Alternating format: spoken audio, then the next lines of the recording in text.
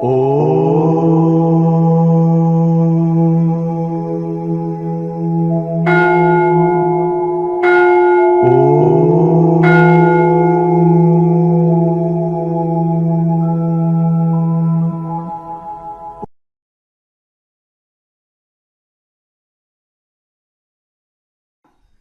విధంగా ఒకటి ఏంటిదంటే వాళ్ళు ఎంత వైరాగ్యాన్ని ఎంత సాధనని ఇది చేశారు.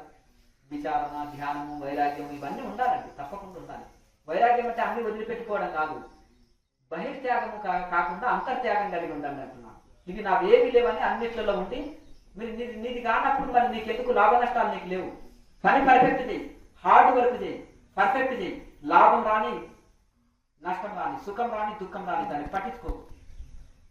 నీ వంతు నీ కర్తవ్యం నువ్వు చక్కగా చెయ్యి. దైవాధీనం జగత్ సర్వం, భగవంతుని ఆధీనంలో ఉంది. మానవ ప్రయత్నం మనం విడవకుండా చేయాలి. గాల్లో దీపం పెట్టి దేవుడు అన్నప్పుడు కనుక ఆ విధంగా శ్రమించి మనము ఇది చేయాలి.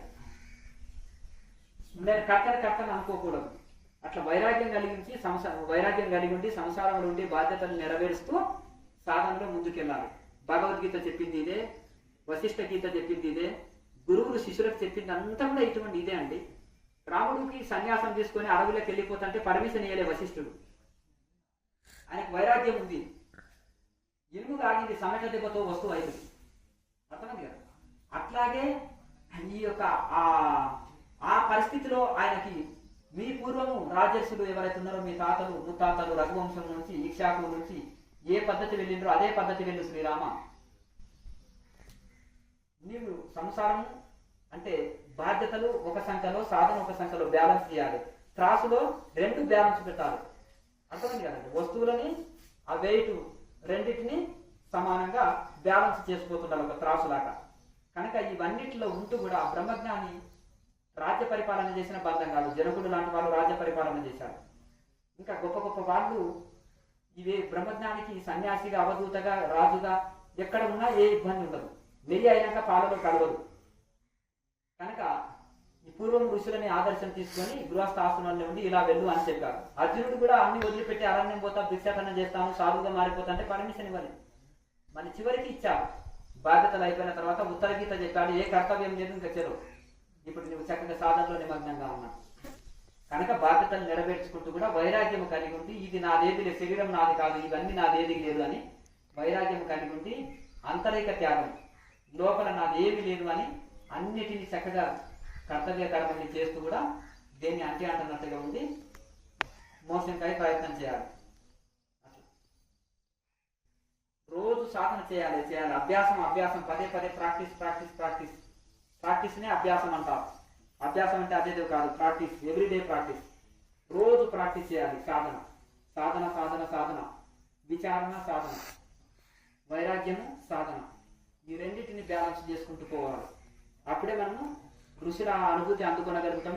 ఋషులు పొందిన ఆత్మానుభూతి మనం కూడా అందుకొనగలుగుతాం. ఇంకేమైనా సందేహాలు ఉన్నాయా? లేకపోతే అడగద్దు. అదే రైలు వెనక పెట్టెలు వస్తాయి చూడండి, అట్లా ఇది కూడా.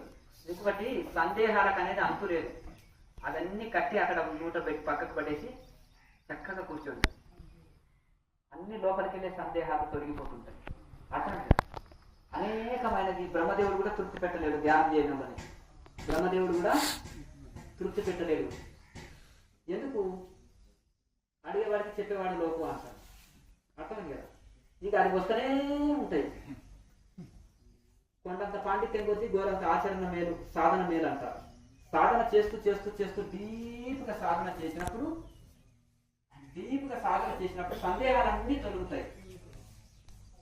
ఇక నువ్వు ఏది అన్నము, ఏ భోజనం తినకుండా హల్వా చేసుకుంటే బాగుంటుందా, కిచిడి చేసుకుంటే బాగుంటుందా, పానీపూరి చేసుకుంటే బాగుంటుందా, గారె చేసుకుంటే బాగుంటుందా, మిఠాయి చేసుకుంటే బాగుంటుందా, వెజ్ బిర్యానీ చేసుకుంటే బాగుంటుందా, పులిహార చేసుకుంటే బాగుంటుందా, దద్దోజనం చేసుకుంటే బాగుంటుందా, ఏది తినాలి గురువు గారు? నీ శరీర స్థితి ఏది పడుతుంది నీకు, ఒంటికి ఏది, ఇది నీకు ఏది జీర్ణానికి పనిచేస్తుంది, ఏదో ఒకటి తింటేనే ఆకలిపోతుంది ఆయన. అంతే కదా. ఇది లేకుండా ఇక దాన్ని ఇది అది అని అనుకుంటే కుదరదు. అట్లా కనుక ఒక దాన్ని పట్టుకొని నిరంతరం సాధన చేస్తున్నప్పుడు దాన్ని ముందుకు తీసుకెళ్తుంది. అది కూడా గుడ్డిగా ఫాలో కాకుండా ఋషి పరంపరని ఫాలో కావాలి. ఋషులు చెప్పిన మార్గాన్ని పట్టుకొని నిరంతరం సాధన చేస్తుంటే సందేహాలన్నీ దొరుకుతాయి. కాపాలికం మంచిదేనా, తాంత్రికం మంచిదేనా, వామాచారం మంచిదేనా, లేకపోతే ఓషోది మంచిదేనా, మెడిటేషన్, లేకపోతే ఈనది మంచిదేనా, ఇంకొక రాయది మంచిదేనా, ఇంకొక రాయి పట్టుకొని నిరంతరం చేయాలి. ఋషి ప్రమాణం ఉందా? ఆ బ్రహ్మదేవుడు చెప్పినా వినకండి. ఏమండి ఆయనకు మన కొమ్ములు ఉన్నాయా? వచ్చినాయనికి నిన్నమని వచ్చిండు, అంతేనా కదా. ఆ ఋషులతో పోల్చుకుంటే వెంట్రుక మందం కావాలి. సముద్రం ఋషులు అయితే అందుకెళ్ళి ఒక నీటి కొట్టు ఆయన చెప్పిన ఆయన, అంతే కదా.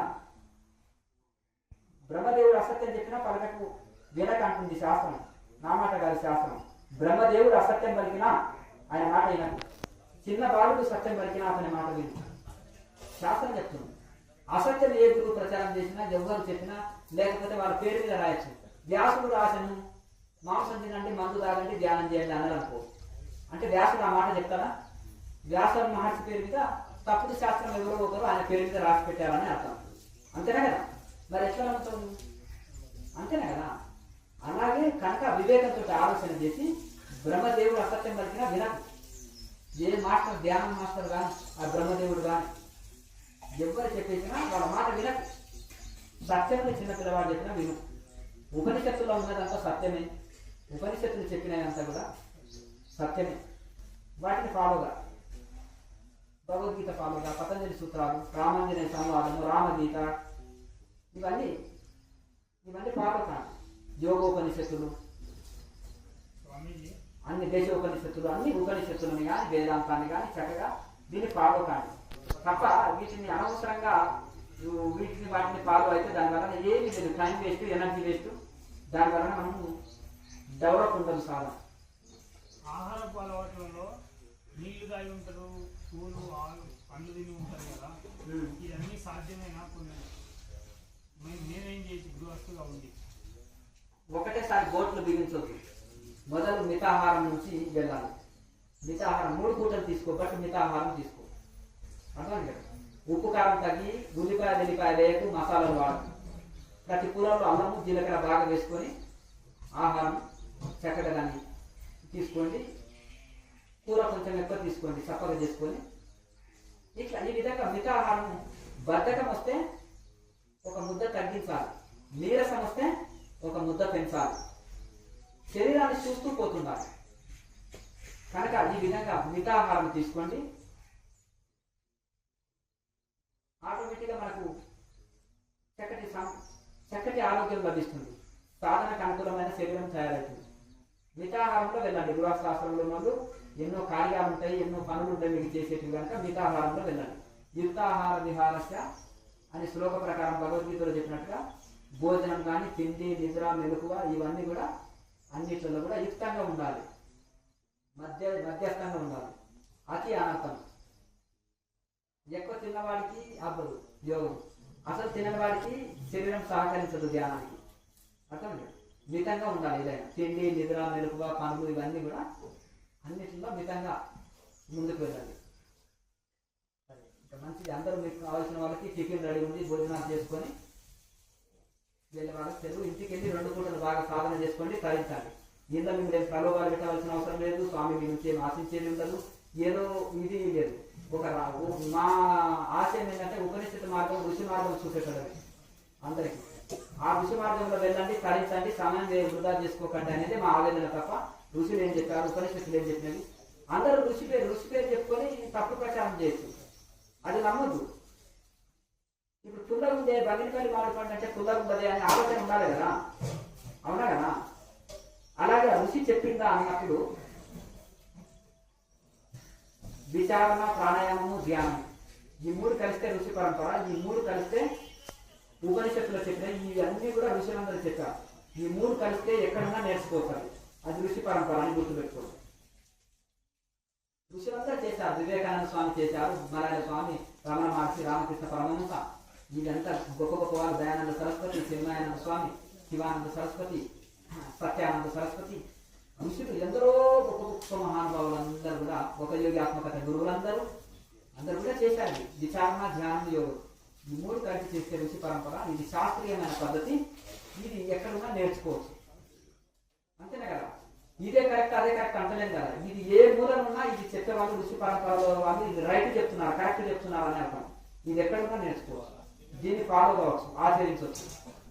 రెగ్యులర్గా సాధన చేయాలి, ఉపనిషత్తులే చదవాలి, ప్రాణాయామం చేయాలి, ధ్యానం చేయాలి. ఈ మూడు ఒక ఋషి చెప్పే పద్ధతి. దీన్ని ఫాలో అయ్యి సాధన చేసుకొని ఫలించాలి. మంచిది. లోకా సమస్త సుఖినో భవంతు. ఓం. మరి ఇది నిస్వార్థ సేవ నిష్కామ కర్మ అంటే ఏంటంటే ఇది దేవతలు అయితే ఎందుకు దేవతలుగా పూజిస్తున్నామంటే నిస్వార్థ సేవ చేస్తున్నారు. దేవుడు లాగా సాయం చేసినవయ్యా అంటారు. చిన్న సాయం చేస్తే దేవుడు లాగా సాయం చేసినవయ్యా అంటారు. మరి ఇప్పుడు ఇంత జీవితాంతం సాయం చేసే పంచభూతాన్ని పూజిస్తే తప్పేముంది? కృతజ్ఞత చెప్పుకుంటే తప్పేముంది? ప్రార్థిస్తే తప్పేముంది? అంతే కదా. కనుక ఆ విధంగా ఈ విధంగా మాయ చేత అజ్ఞానం చేత మనం చేదుగా ఎందుకుంది? జ్వరం వచ్చింది కాబట్టి ఏది తిన్నా చేదుగా ఉంది. అజ్ఞానంగా ఎందుకు ప్రవర్తిస్తున్నాం? అర్థమైంది కదా. మూర్ఖంగా ఎందుకు ప్రవర్తిస్తున్నామంటే అజ్ఞానం ఉంది అని అర్థం. అర్థమైంది కదా. అది భగవంతుని మీద ఆరోపించవలసిన ఇది లేదు కదా. అంతేనా కదా. ఇప్పుడు తండ్రి పెంచాడు, తండ్రి పిల్లవాడికి జీవితం ఇచ్చాడు. తండ్రి మాటలు విని బాగుపడాలి. సరే పిల్లవాడికి తెలియదు, తండ్రి ఉన్నాడు కదా బుద్ధులు చెప్పేవాడు, తల్లి ఉంది కదా బుద్ధులు చెప్పేది, స్కూల్లో టీచర్స్ ఉన్నారు కదా. మరి వీళ్ళ మాట వినకుండా వాడి స్వేచ్ఛాయుతంగా చేసేస్తే ఎవరిది తప్పు? తల్లి తండ్రి బుద్ధి చెప్పకపోతే తల్లిదండ్రులది తప్పు. కానీ వాళ్ళు బుద్ధి చెప్పినా వాళ్ళు వినకపోతే ఇంకేం వీరి కర్మ అని వదిలేస్తారు. భగవంతుడు కూడా ఎట్లా నడవాలి, ఏది చేయాలి, ఏది వద్దు అనేది శాస్త్రం రాసి పెట్టారు కదా. నీకు తెలియదు, గురువులు ఉన్నారు కదా సరి చేసుకోవడానికి. గురువులు శాస్త్రంలో ఉన్నదే చెప్తారు. గురువు మాట ఎందుకు వినాలంటే గురువు శాస్త్రంలో ఉన్నది పాటిస్తారు. వాళ్ళ గురువుల దగ్గర తెలుసుకున్నాడు, శాస్త్రంలో ఉన్నది ఉన్నట్టు పాటించి ఆచరించి లబ్ధి పొందుతాడు, లాభం పొంది మళ్ళీ శిష్యులకి ఇట్లా శాస్త్ర ప్రకారం జీవించాలి. ఆయన నేను శాస్త్ర ప్రకారంగా శాస్త్రీయ జీవితం గడిపినాను, నేను ఈ లాభం పొందినాను, ఆత్మజ్ఞాన లాభం పొందినాను, నా అజ్ఞానం నశించింది, మీరు కూడా ఇలా చేయండి. సాందీపుడు కృష్ణుడికి చెప్పాడు, కృష్ణుడు అర్జునుడికి చెప్పాడు. అలాగే ఉద్ధవుడికి, అలాగే వశిష్ఠుడు రాముడికి, రాముడు హనుమంతుడికి ఇట్లా పరంపరగా చెప్పుకుంటూ వచ్చాడు. భగవద్గీతలో కూడా ఉంది కదా గురు పరంపర. అంతేనే కదా. పూర్వం నేను సూర్యుడికి చెప్పిన, తర్వాత ఇక్షాకు చెప్పారు, తర్వాత పరాశరుడికి చెప్పారు, పరాశరుడి శక్తి నుంచి మన వ్యాసు నుంచి గోవింద గౌడపాదులు, శంకరాచార్య ఇట్లా పరంపరగా వస్తుందా ఈ విద్య అని చెప్పాను కదా. అట్లా శాస్త్రము గురు పరంపరగా వస్తుంది, పరంపరగా వస్తుంది. కానీ డౌట్ వచ్చినప్పుడు ఏం చేయాలి? శాస్త్రంలో చూసుకోవాలి. సరే మనం ఎక్కడో తొక్కినాం, అది కడుక్కోనికే సబ్బు ఉంది, వాటర్ ఉంది, తెలియకపోతే ఇంకో ఇట్లా మనం తొక్కిన ఏం చేయాలయ్యా అంటే ఇంకో అక్కడ నీళ్లు ఉన్నాయి, అక్కడ సరుకు ఉంది, శుద్ధంగా కడుక్కొని రానాయన అని చెప్పేవాళ్ళు గురువు. అర్థమైంది కదా. మరి వాళ్ళ మాటలన్నీ వినాలి అంటే మన స్వబుద్ధి అన్న ఉండాలి, మన సొంత బుద్ధి అన్న ఉండాలి, గురువుల మాటలన్నా వినాలి.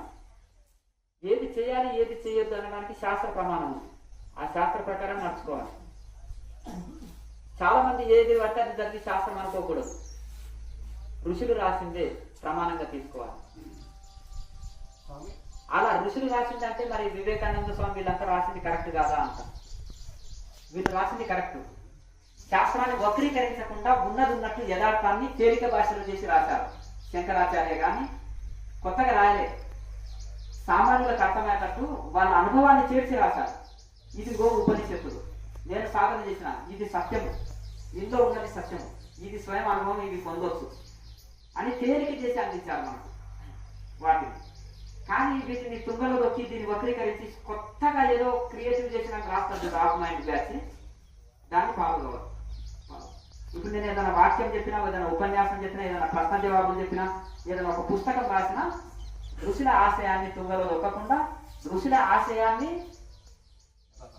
యథార్థంగా అది గట్టిపరుస్తూ, దానికి ప్రమాణాలతోటి గట్టిపరుస్తూ ఈ ఋషులు చెప్పింది సత్యము, ఇది ప్రతి ఒక్కరు తరించాలి అనేది ఋషి వాక్కుని అని చెప్తాను, నా సొంత మాట అనుకున్నా. మళ్ళీ సాధన చేస్తుంటే ఇది పొందొచ్చు, ఋషులు చెప్పింది సత్యం, ఎందుకంటే సాధన చేస్తుంటే ఇవి ఉన్నాయి, ఇది సత్యం. ఉత్తర గీతలో కృష్ణుడు చెప్పిన అనుభవాలు, రామాంజనేయ సంవాదంలో రాముడు ఆంజనేయుడికి చెప్పిన ఇది నాదబిందు కలదు, సవికల్ప సమాధి, నిర్వికల్ప సమాధి, ఇవన్నీ ఉన్నాయి. యోగ విఘ్నాలు ఎట్లుంటాయి, ఎన్ని రకాలు ఉంటాయి యోగ విఘ్నాలు. మనం ఏమంటాం, నిధులు వస్తే యోగ విఘ్నం అని పతంజలి మహర్షి చెప్పాడు, యోగ విఘ్నం అని కృష్ణుడు చెప్పాడు, యోగ విఘ్నం అని రామాంజనేయ సంవాదంలో రాముడు ఆంజనేయుడికి చెప్పాడు. మనం ఏమనుకుంటాం అంటే యోగ సిద్ధి అనుకుంటున్నాం. దీన్ని ఉల్టా. అమాసం ఏం చేసుకుంటున్నాము, పుణ్యం అంటున్నాం, సేనా పీసును అయిపోని అంటున్నాం, పుల్లటి మామిడి పండ్లని బంగిరిపల్లి మామిడి పండు అంటున్నాం. స్వర్గానికి నరకానికి ఎంత తేడా ఉంటుందో అంత తేడా ఉంటుంది. దీనికి దానికి ఉల్టా అర్థం చేస్తున్నాం. దీనివల్ల ఏంటంటే మిథ్యా జ్ఞానము. శంకరాచార్యులు వేదాంత విచారణలో ఏమంటారంటే దీన్ని మిథ్యా జ్ఞానం అంటున్నారు. మిథ్యా జ్ఞానం ఎందుకు వచ్చిందా అంటే అజ్ఞానం చేత. అజ్ఞానం ఎందుకు వచ్చిందా అంటే అవివేకం చేత, విచారణ లేకపోవడం వల్ల.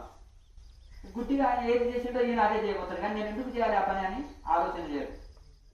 అంతే కదా. వాడు మోరిలో మునిగింది అనుకో, ఇదే గంగా అంటున్నాడు, నువ్వు మోరిలో మునుగుతావా? మురికి గుంటలో మునిగాడు గంగా అన్నాడు, నువ్వు మురికి గుంటలో మునుగుతావా? చెప్పండి. వాడు పిచ్చోడు, వాడికి మెంటల్ పాడైందని వీడికి తెలియదు. ఆహా ఏం చక్క గంగా ఎంత బాగుందో అని మూసి నదిలో మునుగుతున్నాడు. వాడు పిచ్చోడు మెంటల్ హాస్పిటల్ నుండి ఎర్రగడ్డలు వెళ్ళి పారిపోయేసాడు, అన్న మునుగుతున్నాడు. వీడు తెలియక ఇంకో నలుగురు పోయి అన్న మునిగేవారికి వీళ్ళు అంతా పిచ్చోళ్ళు అని అందరు బయటికి చూసేటోళ్ళకి ఏమనుకుంటారు, అందరూ పిచ్చోళ్ళే అనుకుంటారు. కానీ వీళ్ళు మంచోళ్ళే, వీళ్ళ మైండ్ బాగానే పనిచేస్తుంది, కానీ అనుసరించింది పిచ్చివాడిని. మరి ఏది గంగా ఏది మురికింది దాన్ని గ్రహించాలి. అంటే గంగా అంటే ఇంత దుర్వాసన వస్తుందా, చండాలంగా ఉంది అని కొంత వివేక జ్ఞానం ఉండాలి కదా. అతను చేశాడు కదండి, అతను పిచ్చోడా అంటే ఆ పిచ్చోడా మంచోడా నీకు తెలియదు కదా. అర్థం కదా. తీరా నలుగురు వచ్చి వీడు పిచ్చోడా అని పట్టుకొని వెళ్తుంటే తెలిసిందంట. అది వివేక జ్ఞానం ఉండాలి. మనిషికి మేధస్సు ఇచ్చాడు కాబట్టి ఆ వివేక జ్ఞానం ఉండాలి. ఎందుకంటే మీకు భౌతిక శాస్త్రాలు జరగాలి, ఆధ్యాత్మిక శాస్త్రాలతో జీరో ఉన్నారు కనుక తెలుసుకోలేకపోతున్నారు సత్యాన్ని. కర్మ ఎక్కడంటుంది, ఎప్పుడు వచ్చింది అనకుండా దాని కర్మని కడుక్కోవడానికి ఇచ్చారు. మన మనసుని చెడే కోరుకుంటుందంటే అజ్ఞానం ఉంది, వివేక జ్ఞానం లేదని. వివేకంతో మంచి చెడుని తెలుసుకోవాలి. దాని వైరాగ్యాన్ని దానికి విచారంతో వైరాగ్యం వస్తుంది. ఏది బంధం ఏది మోక్షాన్ని ఇస్తుంటుంది, ఏది ఆరోగ్యాన్ని ఇస్తుంది ఏది అనారోగ్యాన్ని ఇస్తుంది, ఏది మోక్షాన్ని ఇస్తుంది ఏది బంధాన్ని ఇస్తుంది, ఏది ఆత్మ ఏది అనాత్మ, ఏది ప్రకృతి ఏది పరమాత్మ, ఏది దేహం ఏది ఆత్మ. డివైడ్ చేయండి, సపరేట్ చేయండి. భగవద్గీతలో కూడా శ్రద్ధాత్రయ విభాగ యోగ అట్లా శ్రద్ధని విభాగాలు చేయండి. తమ గుణస్తులు ఏ శ్రద్ధ ఉంటారు, తమ గుణస్తులు కూడా శ్రద్ధ ఉంటుంది అంటండి. ఏది భూత భేదాలని పూజించడం, పోసుకొని తినడంలో అంతేనా కదా. సద్యానం తినడంలో శ్రద్ధ ఉంటుంది. కుట్టిపోయింది ఉంటాయి కదా, పురుగులు పడ్డాన్ని ఎవరైనా తినేస్తారు. లేకపోతే అది కూడా ఒక శ్రద్ధనే అంట. భూత ప్రేతాలను పూజించడంలో రజోగుణస్తులు కూడా ఒక శ్రద్ధ ఉంటుంది. ఏది యక్ష రాక్షసులని పూజిస్తారు, ధార్మికమైన కార్యక్రమాలు చేస్తారు, ఆడంబర జీవితం ఉంటుంది, అప్పులతో కూడిన జీవితం, అట్లాంటి అస్తవ్యస్తమైన టెన్షన్ బిజీ జీవితం. ఎందుకు సంపాదిస్తున్నామో, ఎందుకు చేస్తున్నామో, ఎందుకు పుట్టినామో తెలియదు. అర్థం కదా. అట్లా ఈ అస్తవ్యస్త జీవితం గడుపుతుంటారు. సాత్వికులు కూడా ఉంటుంది, వివేకంతో కూడుకున్నది ఉంటుంది. నేను ఎందుకు వచ్చినాను, ఎందుకు జన్మ తీసుకున్నాను, ఏది బంధం ఏది మోసం అని గురువుల దగ్గర పోయి విచారం చేస్తారు. వేదాంత ఉపనిషత్తుని అధ్యయనం చేస్తారు, గురువుల దగ్గర చెప్పిన శాస్త్రాలు చదువుతారు, గురువుల దగ్గర విచారం చేస్తారు, నిరంతరం వైరాగ్యం కలిగి ఉండి సాధన చేస్తారు. ఆ సాత్వికమైన తపస్సులే బుద్ధుడు, శంకరాచార్యులు, వివేకానంద స్వాముల వారు ఇట్లా ఋషులందరూ చేసింది సాత్విక తపస్సులు, సాత్విక శ్రద్ధ. అందుకనే దృఢ వైరాగ్యము, దృఢ సాధన, దృఢ సంకల్పం. అందుకనే పతంజలి మహర్షి చెప్తారు ఇవన్నీ ఉండాలి. దృఢం దృఢం దృఢం అని ఎందుకు చెప్పారు అంతేనా కదా. వీళ్ళందరూ పూర్వ ఋషులందరికీ ఉన్నాయి ఇవే. వాళ్ళు ఇవన్నీ దృఢంగా ఆచరించారు. మంచి వైరాగ్యం ఉంది, తీవ్ర నిష్ట ఉంది, తరించాలనే తపన ఉంది, ఋషులందరికీ ఉన్నది. స్వామి మీరు వామాచారం పరిశీలన విచారణ చేశారా? అది మాట్లాడడానికి కూడా మనకు అది హేయం, దాని జోలి కూడా తీయవలసిన అవసరం లేదు మనకు. ఒక సదాచారంలో వెళుతున్నప్పుడు ఒక మంచి బ్రాహ్మణ కుటుంబంలో పుట్టి, సదాచారంలో పుట్టి 3 పూటలు స్నానం చేసి సంధ్యావందనం మార్చుకొని చక్కగా జపధ్యానాలు చేసి పవిత్రమైన వేదం చదివి పవిత్ర జీవితం గడుపుకునేవాడు. అది అక్కడ అంటే ఆ రెడ్ లైట్ ఏరియా కూడా బాగుంటుందండి.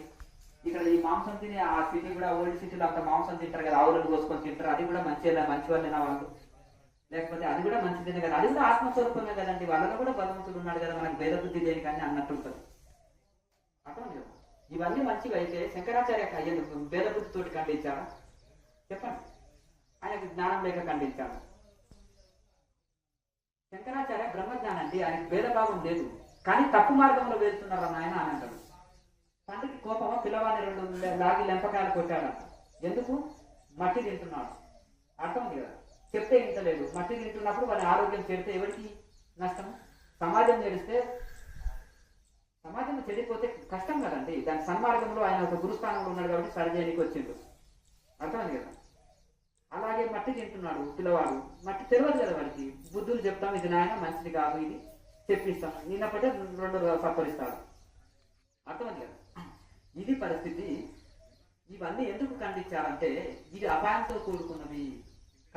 కనకం కాంత కీర్తి మధుమాంసాలు తింటూనే కొట్టుకొని పోతుంది ఈ లోకం. వారినాడు సొంతంగా వామాచారాలు అనొచ్చు, లేకపోతే మంచి గొప్ప నెంబర్ 1 అనొచ్చు. అందరికంటే వాళ్ళే నెంబర్ 1 ఉన్నారు కదా భోగాలు. వాళ్ళు ఎందుకు మన యోగం వైపు వస్తున్నారు అంటే అందులో విసికిపోయి మైండ్ పాడైపోయి ఇక్కడికి వచ్చి వద్దురా బాబు ఇది అని విసికిపోయి ఇంట్లో వస్తే మన వాళ్ళేమో అది ఇంకా ఇంట్రెస్ట్ చూపుతున్నాం. అర్థమైంది కదండి. ఇక ఇది చివరి జీవితము, తాగాలి, తినాలి, ఎంజాయ్ చేయాలి అనేది ఇది ఒక పద్ధతి. పూర్వం దానికి ఒక ఆచారం ఉండేది. ఇప్పుడు అంటారా మానవ జన్మ ఎందుకు వచ్చిందా? దిగాలి, తినాలి, తాగాలి, సావాలి, అనుభవించాలి, తినాలి, తాగాలి, అనుభవించాలి, సావాలి. అర్థమైంది కదా. ఎందుకు వచ్చింది ఎంత సదాచారం, ఇది అది అని నోరు కట్టుకోవడం, ఇంద్రియాన్ని కట్టుకోవడం ఎందుకయ్యా ఇదంతా అని అంటారు కదా. అది పూర్వం ఒక మతమే ఉన్నది. అర్థమైంది కదండి. దాని పేరు ఒక మతమే ఉన్నది. అట్లా మానవ జన్మ ఎందుకు వచ్చేసింది? బాగా అనుభవించి చావాలని. అట్లా అది దానికి ప్రతి ఒక్క దానికి ఒక మతమే ఉన్నది. పూర్వం కొత్తగా ఏం రాదు. ఈ మతాలన్నీ పూర్వం నుంచి ఉన్నాయి. పూర్వం నుంచి చాందస్తవాసులు ఉన్నారు, నాస్తికులు ఉన్నారు, వితండవాదం ఉన్నది. పూర్వం నుంచి అన్నీ ఉన్నాయి. తాంత్రికం ఉంది, అన్నీ ఉన్నాయి. మంచి ఉంది, చెడు ఉంది. మరి రావణుడు ఉన్నప్పుడే రాముడికి విలువ తెలుస్తుంది, కౌరవులు ఉన్నప్పుడే పాండవులకు విలువ తెలుస్తుంది. అర్థమైంది కదండి. చెడు ఉన్నప్పుడే మంచికి విలువ తెలుస్తుంది. రెండింటికి తెలుస్తుంది కదా. సదాచారం ఉన్నప్పుడు, దురాచారం ఉన్నప్పుడే సదాచారం విలువ తెలుస్తుంది. అలాగే ఇవన్నీ ఉంటాయి, అన్ని యుగాల్లో అన్ని కాలాల్లో ఉంటాయి. దీన్ని సమూలంగా ఎప్పటికీ ఇది కాదు. కానీ నీకు ఏది ఇష్టమో ఆ మార్గంలో వెళ్ళు. నీకు మోక్షం కావాలన్నా, నీవు తరించాలన్నా, ఆరోగ్యంగా ఉండాలన్నా, శాంతిగా ఉండాలన్నా, సదాచారంలో ఉండాలన్నా, నువ్వు సుఖంగా జీవించాలన్నా సుఖ మార్గంలో వెళ్ళు, దుఃఖం అనుభవించాలన్నా దుఃఖ మార్గంలో వెళ్ళు. ఏదేసిది తథాతో చెప్తారు గురువు, నీకు నీ ఇష్టం ఆయన అంటారు. అలాగే ఒకటి ఎందుకంటే శరీరాలని, ఇంద్రియాలని బలహీనపరచుకోవడం, మైండ్ వీక్నెస్, బాడీ వీక్నెస్, ఇంద్రియాలు వీక్నెస్, వాటికి బానిసలు అయిపోయి జీవించే సాధన. అందులో ఒక్కడన్నా తరించిన ఏళ్ళ మీద లెక్క పెట్టి చూపెట్టండి బ్రహ్మజ్ఞానం పొందిన లేదు. అగ్నిలో కట్టెలేస్తే ఏమవుతుంది? ఒక ఆయన ఏం చేస్తున్నా అగ్నిలో కట్టెలేదు కదంటే చల్లారాలండి స్వామి అంటున్నా. అది అగ్ని ఆరిపోవాలని కట్టెలు వేస్తున్నానండి. మళ్ళీ నెయ్యి ఎందుకు వస్తున్నానంటే ఇంకా పూర్తి వస్తుంది, వెంటనే తగ్గిపోవాలి, మంట ఆరిపోవాలని అంటారు. ఊరి నాయన కట్టెలేస్తే ఎక్కువ మండుతుంది, ఇంకా నెయ్యి వేస్తే ఇంకా మండుతుంది నాయన అంటే, లేదంటే మీకు తెలియదు, మా గురువు గిట్లే చెప్పిండు, మా శాస్త్రం ఒకటి ఉంది గట్లే చెప్పింది. ఇంకా మరి ఏమన్నా పిచ్చోడు అనుకోవాలా, ఏమన్నా మెంటల్ హాస్పిటల్కి ఏది వచ్చింది అనుకో, ఒక బకెట్ నీళ్లు తీసిపోయి ఆరిపోతుంది. ఇంకొక పద్ధతి కట్టెలేకు నెయ్యి ఉన్నకాడికి అంటుకొని ఆరిపోతుంది. నువ్వు భోగాలు అనుభవిస్తే భోగాల కోరిక పెరిగే, అగ్నిలో కట్టెలేసే కొద్దీ పెరిగే. ఇంద్రియాన్ని తృప్తి పెడుతున్నానండి, నాలుకని తృప్తి పెడుతున్నానండి, కళ్ళని తృప్తి పెడుతున్నానండి, చెవులని తృప్తి పెడుతున్నానండి. ఈ అన్ని వీటిని తృప్తి పెట్టడానికే ప్రపంచం అంతా భోగాల్లో కొట్టుకొని పోతుంది. ఇక నువ్వు ఆధ్యాత్మిక పేరు పెట్టేసి మాంసం తింటాను, మందు తింటాను, విందు పొందు అన్ని అనుభవిస్తానంటే ఇంకా దానికి ఒక ఆధ్యాత్మికము, దానికి ఒక వ్యామాచారము, దానికి ఒక తాంత్రికము అదే పేరు పెడుతుంది. ఇక లాభమే ఉంది. ఒక్కడన్నా తరించిన ఇక్కడికి తీసుకొని రండి. ఇప్పుడు వీక్నెస్ ఉంటుంది కదా, దానం ఉంటుంది, వాడు ఒక భక్తిలో ఆధ్యాత్మికంగా ఉంటాడు. దీనివల్ల దివ్య శక్తులు వస్తాయి, ఇది వస్తుంది, అది వస్తుంది ఉంటా.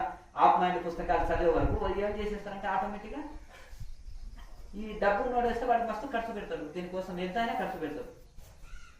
అర్థమైంది కదా. ఖర్చు పెట్టేసి భోగాల్లో కొట్టుకొని పోతున్నాడు. గురువు భ్రష్టుడాయ, శిష్యుడు భ్రష్టుడాయ. తాను చెడిన కోతి గొన్నమెల్ల చెడిసెను. ఒక అజ్ఞానం ఉంటే ప్రపంచం అంతా అజ్ఞానం మాస్తాడు. ఒక ఊరిలో ఒక తాగుబోతుంటే 1000 మంది తాగుబోతులను చేస్తాడు. ఒక సదాచారపు సంపన్నుడు ఉంటే దేశమంతా సదాచారాన్ని వ్యాప్తి చేస్తాడు. గురునానక్ గారు ప్రచారానికి వెళ్ళినప్పుడు ఒక ఊర్లో వాళ్ళు ఎవ్వరు ఆయనకు మర్యాద ఇవ్వలే, భిక్ష పెట్టలే, ఏమి చేయలేదు. ఇంకా ఉపవాసం ఉండి ఆ రోజు నైట్ అక్కడ పడుకొని మళ్ళీ నెక్స్ట్ ఊరికి వెళ్ళిపోయారు. ఈ ఊరంతా ఇక్కడే సకల సంపదలు లభించి హాయిగా సుఖంగా జీవించుగాక అని ఆశీర్వదించి వెళ్ళిపోతారు. ఇంకో ఊరికి పోతారు. ఈ గురువు గారు వస్తున్నారు అన్నాకనే 2 కిలోమీటర్ల దూరంలో తాళాల మేళాలతో ఆహ్వానించి స్తోత్రాలు చేసుకుంటా, పూలు చల్లుకుంటా తీసుకెళ్లి పెద్ద సభ పెట్టేసి వచ్చి అందరికి అన్నదానం పెట్టేసి భిక్ష పెట్టి మంచి సత్సంగం వింటారు, బోధ వింటారు. మళ్ళీ ఆ ఊరు వదిలిపెట్టి ఊరు బయటకు వెళ్ళాక వీళ్ళు ఊరికొకరు దేశానికి ఒకరు పోవుగాక అని అంటారు. గురువుగారు ఎంత పచ్చపాత బుద్ధి ఉంది. ఆ ఊరోళ్ళేమో మనకు అన్నం పెట్టకపోయా తిట్టిరి, ఊరు బయట ఓపెన్ ప్లేస్ లో దొంగలు కలుస్తుంటే పండుకుంటుంటే మీ ఉపవాసంలో గురువులకు మర్యాద ఇవ్వకపోయారు, సభ అయినపోయారు. వాళ్ళు సకల సంపదలు లభించి ఇక్కడే సుఖశాంతులతో జీవించుగాక అన్నాడు. వాళ్ళేమో 2 కిలోమీటర్లు ఎదురుగా వచ్చేసి పూలు జల్లుతూ తీసుకెళ్లి సభ పెట్టి అన్నదానాలు పెట్టేసి సన్మానాలు చేసి ఇంత ఇది చేస్తే దేశానికి ఒకటి పొట్ట చేతులు పట్టుకొని పోవుగాక అంటలేంటిది. ఇదేం గురువుల శాపనార్థము అంటే వీళ్ళకి అర్థం కాదు దాని అర్థం. ఇంకా ఒకటి తట్టుకోలేక గురువు గారు మీరు నన్ను మన్నించాలి, నాకు ఒక చిన్న సందేహం ఉంది. మొదటి ఊర్లోనేమో అజ్ఞానులని అట్లా ఆశీర్వదిస్తుంది, ఇక్కడ జ్ఞానులని ఇట్లా ఆశీర్వదిస్తుంది, దీంట్లో మర్మం ఏంటిది స్వామి అన్నారట. నాయన మొదటి ఊరు వాళ్ళు అజ్ఞానులు కదా, వీళ్ళు దేశానికి సకల సంపదలు దొరికితే పుట్టలోని చెదలు పుట్టరాగిస్తుంది. ఆ ఊళ్ళోనే అభోగాలు అనుభవిస్తే అందరే కుళ్ళిపోయి వాళ్ళ పాపం వాళ్ళతోటే కుళ్ళిపోతుంది. వాడు దేశానికి ఒకటి పోయింది అనుకో, దేశాన్ని అంతా బస్టు పట్టిస్తాడు. ఒక ఊరికి ఒకటి పోతే ఒక ఊరిని బస్టు పట్టిస్తాడు వాడు. మరి ఈ ఊరు వీళ్ళని ఎందుకు ఇట్లాంటివి స్వామి అంటే, వీడు ఉత్తముడు కనుక దేశానికి ఒకటి పోతే ఒక్కొక్కడు ఒక ఊరు పోతే ఒక ఊరు బాగుపడుతుంది. త్యాగజీవి త్యాగులను చేస్తాడు, యోగజీవి యోగులను చేస్తాడు, జ్ఞాని జ్ఞానులను చేస్తాడు, ఆ ఊరంతా బాగుపడుతుంది. ఒకటి కష్టపడవచ్చు కానీ అందరూ అంటారు కదా, ఒకటి బలైనా పర్వాలేదు 100 మంది బాగుపడటం కోసం అంటారు కదా. వాడు అక్కడ వెళ్ళినా కానీ కష్టాన్ని కష్టంగా భావిస్తాడు, జ్ఞాని కష్టాన్ని సుఖంగా భావిస్తాడు. ఏదో బ్రతుకు తెరువు కోసం వేరే ఊరు పోయిండారు, ఆ వేరే ఊరిలో పోతే కూడా ఇతని జ్ఞానాన్ని వ్యాప్తి చేయగలుగుతారు, ఆ ఊరంతా బాగుపడుతుంది ఇతని చేత.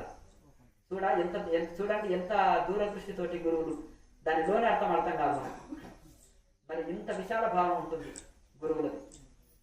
కనుక దుష్టులు దుష్ట కార్యాలే చేస్తారు, మంచి వాళ్ళు మంచి కార్యం చేయండి అంతే కదా. దుష్టులు చేసే దుష్ట కార్యాల కంటే జ్ఞానులు వహించే మౌనంతో ఎక్కువ హాని జరుగుతుంది అంటారు, అంతేనా కదా. మంచి చెడు ఎట్లా తెలుసుకుంటారు? శంకరాచార్య మౌనం వహించిన అనుకో బ్రహ్మజ్ఞాని లాగా, మరి మంచి చెడులు ఎట్లా తెలుసుకుంటుండే? ఇది వామాచారం, ఇది తాంత్రికం, ఇది కాపాలికం, ఇది నాస్తికవాదం, ఇవన్నీ ఎట్లా తెలుస్తుండే? ఇప్పుడే పెక్కు పెళ్లి దేశమంతా బస్ట్ అయిపోతుండే, 0 స్థాయిలో వస్తుండే మనకు ఆధ్యాత్మికం. మరి అవన్నీ ఖండించి అట్లా ఇప్పుడు డాక్టర్ ఉన్నారండి, శరీరంలో ఒక ఏలు కుళ్ళిపోయింది, షుగర్ పేషెంట్, ఆ ఏలుని కొట్టేస్తారు. లేదంటే శరీరం అంతా చేతి కొట్టేయాలి, లేదంటే శరీరం అంతా పాకిపోతుంది ఆ క్రిమి, అవునా కదా. డాక్టర్ మన పక్షపాత నీకు మేలు చేస్తున్నాడు, ఏమండి అహింస పాటించాలి కదా డాక్టర్ గారు, ఏలు కత్తరిస్తున్నారు ఏంటిదంటే నీకు మేలు చేయటం కోసం, అంతేనా కదా. పొట్టని కోసి గుండె లివర్ని అన్ని ఆపరేషన్ చేస్తున్నాడు డాక్టర్, అది మేలు కోసం కీడు కోసం కాదు.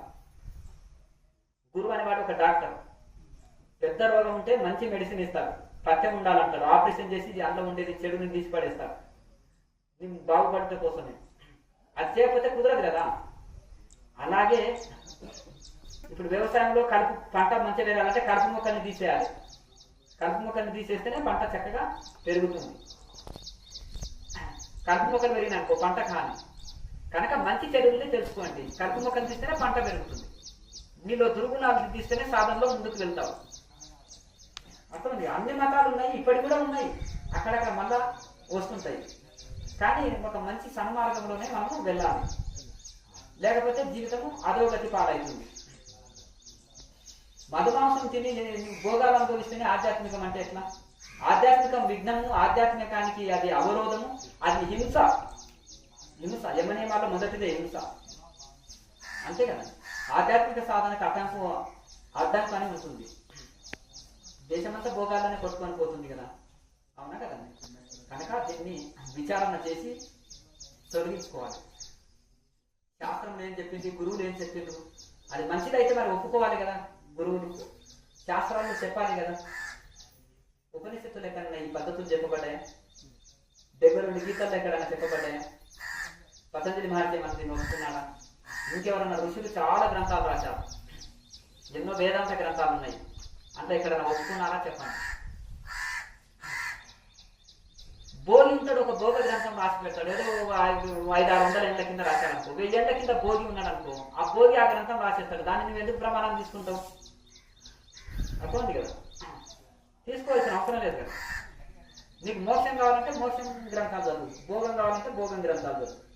నీకు ఏది కావాలన్నా మొదలు నిర్ణయం తీసుకుని, ఐఏఎస్ కావాలన్నా, ఇంజనీర్ కావాలన్నా, డాక్టర్ కావాలన్నా, దానికి సంబంధించిన గురువుని చేరి దానికి సంబంధించిన కోర్సులు జాయిన్ అయ్యి దానికి సంబంధించిన కోర్సు చేయి. ఇంజనీర్ చదివితే డాక్టర్ కావు, డాక్టర్ చదివితే ఇంజనీర్ కావు.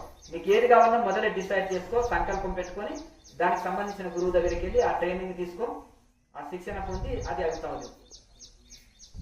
నీకు బ్రహ్మజ్ఞానం కావాలని కోరిక ఉందనుకో, దానికి సంబంధించిన క్రియాయోగం చేయి, దానికి సంబంధించిన వేదాంత విచారణ చేయి, దానికి సంబంధించిన ప్రాణాయామ అభ్యాసం చేయి, దానికి సంబంధించిన ధ్యాన విచారణ చేయి, విచారణ ధ్యానం యోగం నిరంతరం చేయి. మెల్లమెల్లగా అభ్యాసం చేసుకోవాలి. ఓనమాల దిద్దనికి వచ్చిందా? మొదలే ఏబిసిడి దిద్దనికి రాలే కదా, అంతేనా కదా? బైక్ నడపనికి మొదటి రోజే వచ్చిందా? రాలే కదా. చేతులు వదిలిపెట్టి నడుపుతావు, ఎట్లా సాధ్యమైంది? అర్థమైంది కదా? ప్రాక్టీస్, దాన్ని అభ్యాసేన కౌంతేయ వైరాగ్యేన గృహ్యతే. పతంజలి భగవద్గీత రెండు ఒకటే విషయాన్ని చెప్పారు, మార్చి చెప్పారు అంతే. ఇదే విషయాన్ని మార్చి అభ్యాసేన కౌంతేయ వైరాగ్యేన గృహ్యతే. అభ్యాస వైరాగ్యం తన్నిరోధ, విషయం ఒకటే, శ్లోకం మార్చి చెప్పారు. అభ్యాస వైరాగ్యాలు ఉండాలని పతంజలి చెప్పాడు, భగవద్గీత చెప్పింది, కృష్ణుడు చెప్పారు. మరి ఈ రెండు ఒకటే విషయాన్ని గట్టిపరుస్తుంది అంటే ఒకటే సిద్ధాంతంగా వీరిద్దరిది. మళ్ళీ వీళ్ళిద్దరు కూడా ఏం చెప్పారు? ఉపనిషత్తు సారం మా శాస్త్రాలను, అంతే కదండి. ఋషులు అంతా ఒకటే అండి, ఒకటే ఒప్పుకుంటారు. బుద్ధుడు వైరాగ్యం ఉండొద్దు అన్నడా? వైరాగ్యం లేకపోతే నేల మీద వండుకొని చిప్పలో మట్టి చిప్పలను ఎందుకు ఒక పుట్ట భిక్షాటన చేస్తూ అంత ఘోరమైన వైరాగ్యాన్ని పాటిస్తాడు? అంతే కదండి. ఆయనలో సాధన ఒప్పుకోకపోతే ఎందుకు? అభ్యాసం ఎంత ప్రాక్టీస్ చేశాడో, ఇంకా సమాధి అందుకోకపోతే 41 రోజులు అన్నం నీళ్ళు వదిలేసి ఏం చేశాడు? దేహం త్యాగేవ కార్యం సాధేవ అని 41 రోజులు రాజు వృక్షం కింద కూర్చున్నాడు. అర్థమైంది? అన్ని రోజులేమో ఒక పూట భోజనం ఇచ్చేవాడు. తర్వాత ఇక నీ తాడో పేడో తెలుస్తానని 41 రోజులు అట్లాగే కూర్చున్నాడు. కానీ కొత్తలో మూర్ఖత్వం పనికిరాదు. కొత్తలో సాధన చేస్తూ చేస్తూ ఇంకా ముందుకు అందుకోలేకపోతే ఇంకా కఠోరం. ఇప్పుడు అస్త్రకారులు ఉన్నారు, ఏ బాణానికి కట్టుబడిపోతే రాముడు ఏం చేస్తాడు? రామ బాణం తీస్తాడు, అర్థమైంది కదా? లేకపోతే బ్రహ్మాస్త్రం తీస్తాడు. బ్రహ్మాస్త్రానికి ఏదైనా కట్టుబడాలి, అవునా కదా? ఏ అస్త్రానికి కట్టుబడకపోతే బ్రహ్మాస్త్రం తీస్తారు. అట్లాగే ఇంకా మనకి ఎక్కడ కట్టుబడకపోతే, ఇప్పుడు మలయాళ స్వామి ఉన్నాడు, 9 సంవత్సరాలు తపస్సు చేసినా సమాధి అందుకోలే, ఇంకా పోయిండు. దేహం త్యాగేవ కార్యం సేవ సాధయేవ అన్నాడు. ఆ గుహ వదిలిపెట్టి ఇంకా అరణ్యంలో పురుగులుండే గుహలకు వెళ్ళిపోయాడు. కరిగొండ వెంకమాంబ గుహకు వెళ్ళిపోయాడు 3 సంవత్సరాలు. అప్పుడేమో నెల పున్నన్నాడు గుండు చేయించుకునేవాడు, కొంచెం ఒప్పుట భిక్ష ఇచ్చి శరీరాన్ని చూసేవాడు. ఇక శరీరాన్ని పట్టించుకోలే. ఆ 3 సంవత్సరాలు జుట్టు పెరిగిపోయింది, ఇక ఇదంతా షేవింగ్ చేయించుకోలే, ఇక అట్లే ఉండి కూర్చొని పోయాడు. 3 సంవత్సరాలు జనాలకు కనిపించలే. అప్పుడు ఆయన ఆత్మజ్ఞానం పొందాడు. అంటే ఏ బాణానికి కట్టుబడిపోతే బ్రహ్మాస్త్రం కొడతారు కదా, అట్లా ఏ ఋషి చరిత్రలో కూడా ఇది ఉంది. ఎక్కడ ఇది కాకపోతే ఇంకా అది చేసేస్తారు. వివేకానంద స్వామి కూడా అంతే, 6 సంవత్సరాలు కూర్చుంటాడు, కష్టపడతాడు. చాలా కష్టపడ్డ తర్వాత చివరి 41 రోజులు ఆహారం తీసుకోకుండా దేహం త్యాగేవ కార్యం సాధేవ అని కూర్చుంటాడు, సమాధి స్థితి అందుకుంటాడు. ఇది పరిస్థితి. ఎక్కడ కట్టుబడకపోతే బ్రహ్మాస్త్రం కొడతాం. స్టార్టింగ్లే బ్రహ్మాస్త్రం కొట్టకపోతే దేహం నిలవదు, తట్టుకోవాలి కదా, బాడీ కెపాసిటీ దానికి అనుకూలంగా తయారు కావాలి. అందుకని ఋషులను ఫాలో కండి నాయన, వాళ్ళు చెప్పింది వింటాము, దాని ప్రకారం మనం బాగుపడతాము. అటువంటి రాఫ్ మైండ్ వాళ్ళని ఫాలో కాకండి అనేది చెప్తున్నాను నేను.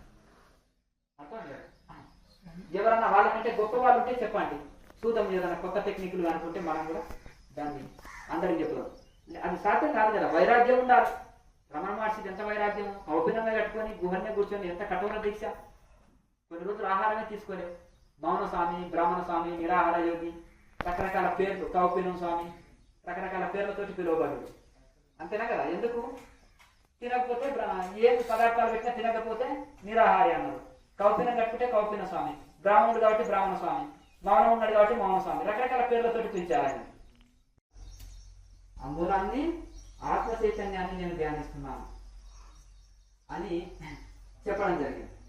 అయితే అక్కడి నుంచే సృష్టి ఏర్పడ్డది, అక్కడి నుంచే త్రిమూర్తులు, అక్కడి నుంచే పంచభూతాలు. పంచభూతాలు ఎందుకు? మరి పంచభూతాలు నిస్వార్థ సేవ చేస్తున్నాయి. పంచభూతాలను చూసి మనం నేర్చుకోవాలి. భూమికి ఏమైనా రెంట్ ఇస్తున్నామా? వాయువుకు, అగ్నికి, గాలికి, ఆకాశానికి ఏమైనా రెంట్ చెల్లిస్తున్నామా? మంచిగా వాడేసుకుంటున్నాం ఎంత అంటే అంత.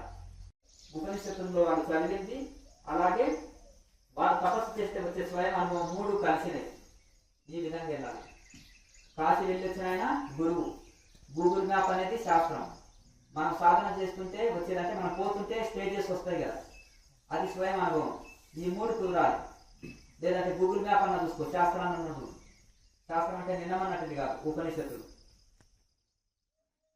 లేదంటే పోయి వచ్చిన ఆయన గురువు కనుక ఆయన అన్నాడు కదా, అర్థమైంది కదా. కాశీ కొని వాళ్ళని అడిగితే ఏం చెప్తారు మీకు? ఒక నటన చేసింది అనుకో, పోయి వచ్చిన ఆయన కాశీకి పోయినాను రామహరి అంటే మరి ఇంటి ముందర కాలువల నీళ్ళు, మరి కాశీ నీళ్ళు ఎవరికి తెలుసు? కాలువల నీళ్ళు అంటే ఏం చేయాలి? ఒక డబ్బాలో పెట్టేస్తే వారంలో కుళ్ళిపోతాయి. కాశీ నీళ్ళు అయితే కుళ్ళిపోవు, అవునా కదా.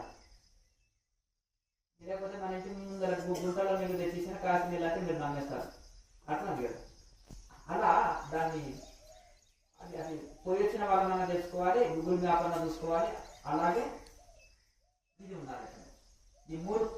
ఈ మూడు కలవాలన్నమాట. ఉపనిషత్తులు మరి గురువుల దగ్గర తెలుసుకున్నది, ఉపనిషత్తు సారము, మన స్వయం అనుభవం 3 కుదరాలి. అప్పుడు మనం కరెక్ట్ ట్రాక్లో వెళ్తున్నట్టు. లేకపోతే ట్రాక్ తప్పిందా రైలు బోల్త పడుతుంది. ఆత్మజ్ఞానం ఎలా ఉండాలి, ఆత్మజ్ఞాని ఎలా ఉండాలి, ఆకలి ఎలా తెచ్చుకోవాలి అన్నట్టుంది. ఆకలి ఎలా తెచ్చుకోవాలంటే అన్నం తినాలి. ఆత్మజ్ఞానం కావాలంటే సాధన చేయాలి. సాధన ఋషులు ఎన్నో పద్ధతులు చెప్పారు, అందులో క్రియాయోగం అనేది చాలా షార్ట్ కట్ వే, ఫ్లైట్ వే అని చెప్పారు. ఫ్లైట్ వే కనుక మరి దాన్ని ఆటోమేటిక్గా ఇది దొరికిన తర్వాత ఇది మోక్ష సాధన అని లాయరి మాస్టర్ చెప్పారు. ఒక యోగాత్మకత గురువులంతా సాధన చేశారు, తరించి ఇది మేము చేసి తరించినాము. నాయన ఇది వంట ఇలా చేసుకోవాలి, ఇలా వ్యవసాయం చేసి ధాన్యాలు పండించుకోవాలి, ఇలా వంట చేసుకొని తినాలి, మా ఆకలి పోయింది, మేము హాయిగా ఉన్నాం, మీరు కూడా ఇలా వ్యవసాయం చేసి ధాన్యాలు పండించుకొని వంట చేసి తినండి, ఆకలి పోగొట్టుకోండి అన్నారు. మరి మనం కూడా వండుకొని తినడం తెలుసుకోవాలి, ఆకలి పోగొట్టుకోవాలి. ఆకలి ఎలా పోతుందంటే వండుకొని తింటే ఆకలి పోతుంది, అంతే కదా. ఇలాగే ఋషులు ఆల్రెడీ చెప్పారు ఆ ప్రాసెస్, ఎట్లా వండుకోవాలి, ఎట్లా తినాలి. అట్లా అలాగే మనకు ఆల్రెడీ సింపుల్ గా మనకు క్రియాయోగాన్ని అందించారు. తపస్వాధ్యాయ ఈశ్వర బృందానాన్ని క్రియాయోగాలు ఒక శాస్త్రీయ పద్ధతిలో ఇచ్చారు. 4 వైపుల కంపౌండ్ కట్టుకున్నట్టుగా. ఒకవైపు కంపౌండ్ కట్టుకుంటే సేఫ్టీ లేదు, 4 వైపులు కట్టుకుంటే అయిపోయి. మనసి తట్టు చెల్లించకుండా ప్రాణాయామతో వశం చేసుకుంటున్నాము. మనసి తట్టు పరిగెత్తకుండా వైరాగ్యం తెప్పియడానికి విచారణ చేస్తున్నాం. ఓ మనసా ఎందుకు ఆరాటపడతావు? ఎన్నో జన్మలు వృధా చేసినావు, కొన్ని కోట్ల పుణ్యం చేత మానవ జన్మ పుణ్యం ఎందుకు వృధా చేస్తావు? ఈ భోగాల కోసమేనా? జంతువులు కూడా చేస్తున్నాయి భోగాలు, అనుభవిస్తున్నాయి భోగాలు. మరి దానికోసమే నీకు 2 కాళ్ళ పశువులు అవుతున్నాను, అవి 4 కాళ్ళ పశువులు. దానికి మనకు తేడా ఏంటిది? ఎందుకు వచ్చింది మానవ జన్మ? ఇవన్నీ బాధ్యతలు నెరవేర్చుకుంటూ సంసారిక జీవితంలో ఉంటూ కూడా ఇదంతా మాయా అని విచారణ చేసి, ఈ వేదాంత విచారణతో నేను శరీరం కాదు, అసలు నేను ఎవరిని, కన్ను నా ముక్కు నా చెవు నా ఏంటిది, ఈ శరీరం తీసేసినా నేను ఉన్నాను, వదిలినా నేను ఉన్నాను, అసలు నేను ఎవరిని, సెల్ఫ్ ఎంక్వైరీ, సోల్ ఎంక్వైరీ. ఇట్లా ఈ విధంగా మనం సొంత విచారణ, ఆత్మ విచారణ వలన వైరాగ్యం వస్తుంది. వైరాగ్యంతో కూడా మనసు కట్టుబడుతుంది, మనసు నిలబడుతుంది. ఇటు ఇన్ని బ్రహ్మాస్త్రాలు కొడుతున్నాం, ఇటు విచారణతోటి మనసు వశం చేసుకోవాలి, ప్రాణాయామతోటి శ్వాసను ఆధీనంలో తెచ్చుకోవాలి. దీని విధంగా లేకపోతే మాకు వైరాగ్యమే అంటే మాకు వైరాగ్యం అక్కర్లేదు, వైభోగమే, మాకు ప్రాణాయామం కూడా అక్కర్లేదు, మేము సమాధిలో ఉండగలుగుతాం ఉండి చూపెట్టండి, మంచిది, మేమంతా మేము గురువులను తీసుకుంటాం. ఇవేం లేకుండా తినకుండా చూపెట్టి ఎట్లా పోయినా ఆ టెక్నిక్ కూడా చెప్తాం. నేను తినకుండా గాలి తిని బతుకుతున్నాను అంటే అనుకో, టెక్నిక్ చెప్తే మేము కూడా ట్రై చేస్తాం. మేము ఇవన్నీ లేకుండా కూర్చున్న దగ్గర క్షణకాలంలో సమాధిలో పోయి చూస్తున్నాను అంటే ఆ టెక్నిక్ మాకు కూడా చెప్పి మరి మేము కూడా ప్రచారం చేస్తాం, మేము కూడా అందుకుంటాం, అర్థమైంది కదా, మేము కూడా ఫాలో అవుతాం. అట్లా ఉంది కదా. ఒక సైంటిస్ట్ ఒకటి ఫార్ములా కనుక్కున్నాడు అనుకో, ఆయన సైంటిస్ట్ ఆ బ్రాండ్ మీద ఆయన పేరు మీద ఆ ఫార్ములా ఉంటుంది. ఉంటుందా ఉండదు? ఇది ఐన్స్టీన్ సిద్ధాంతం, ఇది న్యూటన్ సిద్ధాంతం, అది ఒక్కొక్కటి సిద్ధాంతాలు ఉన్నాయి కదండి. మరి అట్లాగే వీళ్ళు కూడా ఒక బ్రాండెడ్ అయిపోతారు. శంకరాచార్య కొన్ని సిద్ధాంతాలు చెప్పారు, పతంజలి సిద్ధాంతాలు చెప్పారు, కానీ ఉపనిషత్తులకి వెళ్ళి మనకు అందించారు. ఇది ఒక వీళ్ళది ఒక ఫార్ములా ఉంది. నువ్వు ఏదైనా కొత్త ఫార్ములా కనిపిస్తే నువ్వు కూర్చున్న దగ్గర సమాజం అందుకునేది. అట్లా కదా. రమణ మహర్షి ఎంత విచారణ చేశాడు, ఎంత ధ్యానం చేశాడు. విచారణలో ధ్యానాన్ని ఎక్కడ ప్రాణాయామాన్ని ఖండించాలి. అట్లా కదా. ఎంత విచారణ చేశాడు, మళ్ళీ నిరంతరం ధ్యానం చేశాడు 17 సంవత్సరాలు. అప్పుడు ఆయన ఆత్మానుభూతి పొందాడు. మళ్ళీ తర్వాత కూడా జీవితాంతం ధ్యానం చేశాడు. కనుక ఇట్లా విచారణ ధ్యానం రామకృష్ణ పరమహంస సెలెండర్నెస్ మొత్తం తాను సమర్పించుకోవడం, భగవంతుడికి సమర్పించుకొని మరి ఇది కరెక్ట్ అనుభూతులా కాదని యోగులతో చర్చ చేసి దాన్ని తెలుసుకోవడం. ఉపనిషత్తులని అధ్యయనం చదివించి ట్యాలీ అవుతుందా నా సాధనకు, అది ట్యాలీ అవుతుందా చూసుకునేవారు. అట్లా విచారంతో మనము ఇది వెళ్తేనే మనకు ఫలితం ఉంటుంది. ఎట్లాగో చేస్తున్నాం, అది శాస్త్రీయంగా చేస్తే మంచిది కదా. సమయం వృధా కాదు కదా. వ్యవసాయం చేస్తున్నావా, ఆ గడ్డిలో ధాన్యాలు చల్లి కూర్చుంటే లాభం వస్తుంది. సమయానికి నీళ్లు పెట్టాలి, సమయానికి దానికి ఏమైనా అప్పుడప్పుడు అది యూరియా పిండి వేస్తుంటారు, అప్పుడప్పుడు మందు పిచికారు చేస్తుంటారు, అప్పుడప్పుడు దానికి ఏ సమయంలో ఏది చేయాలో కరెక్ట్ శ్రద్ధతో వ్యవసాయం చేస్తే ఫలం వస్తుంది. అర్థమైంది కదా. ఇటు రాకుండా గాలికి వ్యవసాయం చేస్తే వస్తుందా పంట? ప్రభు అది పురుగు మందులు కొడతాం కదా ప్రభు, అహింసలు వస్తుంది కదా ప్రభు. మాది దాన్ని తప్పించుకోవడం ఎట్లా మనం? అది లేకుండా పంట పండించుకోవచ్చు. మేము ఆశ్రమంలో ఏం కొట్టాం, ఒకరి సంగతి మాకు అక్కర్లేదు. మేము ఆశ్రమంలో ఎట్లా వ్యవసాయం చేస్తున్నాము, పశువుల పేడను బూడిదను వేస్తాం. అర్థమైంది కదా.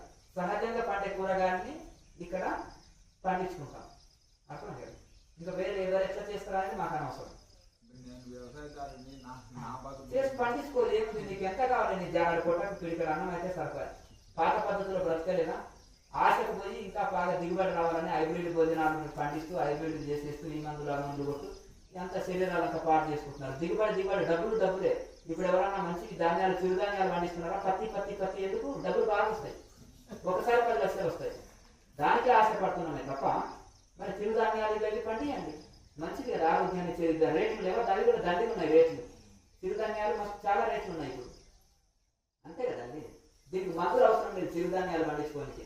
మందు కొట్టకుండా పండే పంట చిరుధాన్యాలు. రాగు రొక్కల శరీరాలు కూడా పండుతుంది. అవునా? పండియండి. మీరు తిండికైనా కావాలి కదా, అవి చిరుధాన్యాలు బాగా వాడండి, పండియండి. మీకు ఉంచుకొని మిగతాది ఇది చేసి మార్కెట్లో ఇచ్చేయండి. హిమాలయాల్లో ఏముందండి, ఇంట్లోనే హిమాలయాలు తయారు చేసుకోవాలి. మనం ఎక్కడ ధ్యానం చేస్తామో అది హిమాలయాలుగా మారిపోతుంది. అంటే ఇప్పుడు మనము ఒకటండి, ఆయన ఏం తిన్నాడు, ఒకటి కాఫీ కొట్టకండి, ఫాలో కాకండి దయచేసి. ఇది ఒక అంధ పరంపరగా వెళ్తుంది. ఒక ఆయన ఏం చేసేసిందంటే, ఒక ఆయన ఏదో పూర్తి పట్టుకున్నాడంట ధ్యానంలో, అందరూ పూర్తి పట్టుకున్నాడు. ఒక ఆయన మ్యూజిక్ పెట్టుకున్నాడు, అందరూ మ్యూజికే పెట్టుకున్నారు. అర్థమైంది కదా. ఒక ఆయన కుర్చీలో కూర్చున్నాడంట. 20 ఏళ్ళ కుర్రోడు కూడా ఇంకా కుర్చీలో కూర్చోవడం అభ్యాసమే. అరే ఆయన ఎందుకు కుర్చీలో కూర్చున్నాడు అని వివేక జ్ఞానం లేదు. సరే మోకాళ్ళలో రాడ్ వేయించుకున్నాడు, పెద్ద వయసు, శరీరం సహకరిస్తలేదో తెలియదు. ఎట్లనైనా కూర్చోవచ్చు అంటే 20 ఏళ్ళ కుర్రోళ్ళు 15 ఏళ్ళ కుర్రోళ్ళు కూడా కుర్చీలో కూర్చుంటున్నారు, గురక పెట్టి నిద్రపోతున్నారు మ్యూజిక్ పెట్టుకొని. దానికి పెట్టి ధ్యానం. అర్థమైంది కదా. ఇంకో కుర్రోడు అయితే ఏకంగా ఇంకా 2వ కుర్చీ పెట్టుకొని ఇంకా ఇంకోటి ఒక కుర్చీ కానుకుంటాడు, ఒక కుర్చీ పెట్టుకొని గురక పెట్టి నాయన అంటే డిస్టర్బ్ చేయక సమాధిలో ఉన్నా నాయన గురక కొడుతున్నావు నాయన. అది ఏంటిదండి, ఒక కుర్చీ కానుకొని కూర్చొని వాళ్ళ ఇంకో కుర్చీలో కాళ్ళు పెట్టుకొని ఏదో ఒక ముసలావిడ ఉంది పాపం, ఆమె శరీరం సహకరించదు, 100 కేజీల బరువు ఉంది, 80 ఏళ్ళు 70 ఏళ్ళు ఉంది, ధ్యానం చేయాలనుంది. పాపం అవ్వకు నాడి శుద్ధి లేక ఏదో కూర్చున్నది, కాళ్ళు నొప్పులు ఉండి ఏదో కాళ్ళు ఇంకో కుర్చీ చేసుకొని ఇట్లా కాపుకొని కూర్చున్నది. అవన్నీ ఏడు కాపు పెట్టారు. 20 సంవత్సరాల కుర్రోడు, 15 సంవత్సరాల కుర్రవాడు, ఆ 80 సంవత్సరాల వృద్ధురాల్ని కాపీ పెట్టారు. సరే ఆమెకు ఏదో నాడి శుద్ధి లేక స్థూలకాయము నిద్రలోకి వెళ్ళిపోయింది. అర్థమైంది కదా. ఇక మక్కి అండి. ఇప్పుడు మొత్తం ఎందుకు చేస్తున్నాడు, ఏమిటి అనేది వివేకం లేనే లేదు. వివేక శూన్యం అంటారు. అర్థమైంది కదా.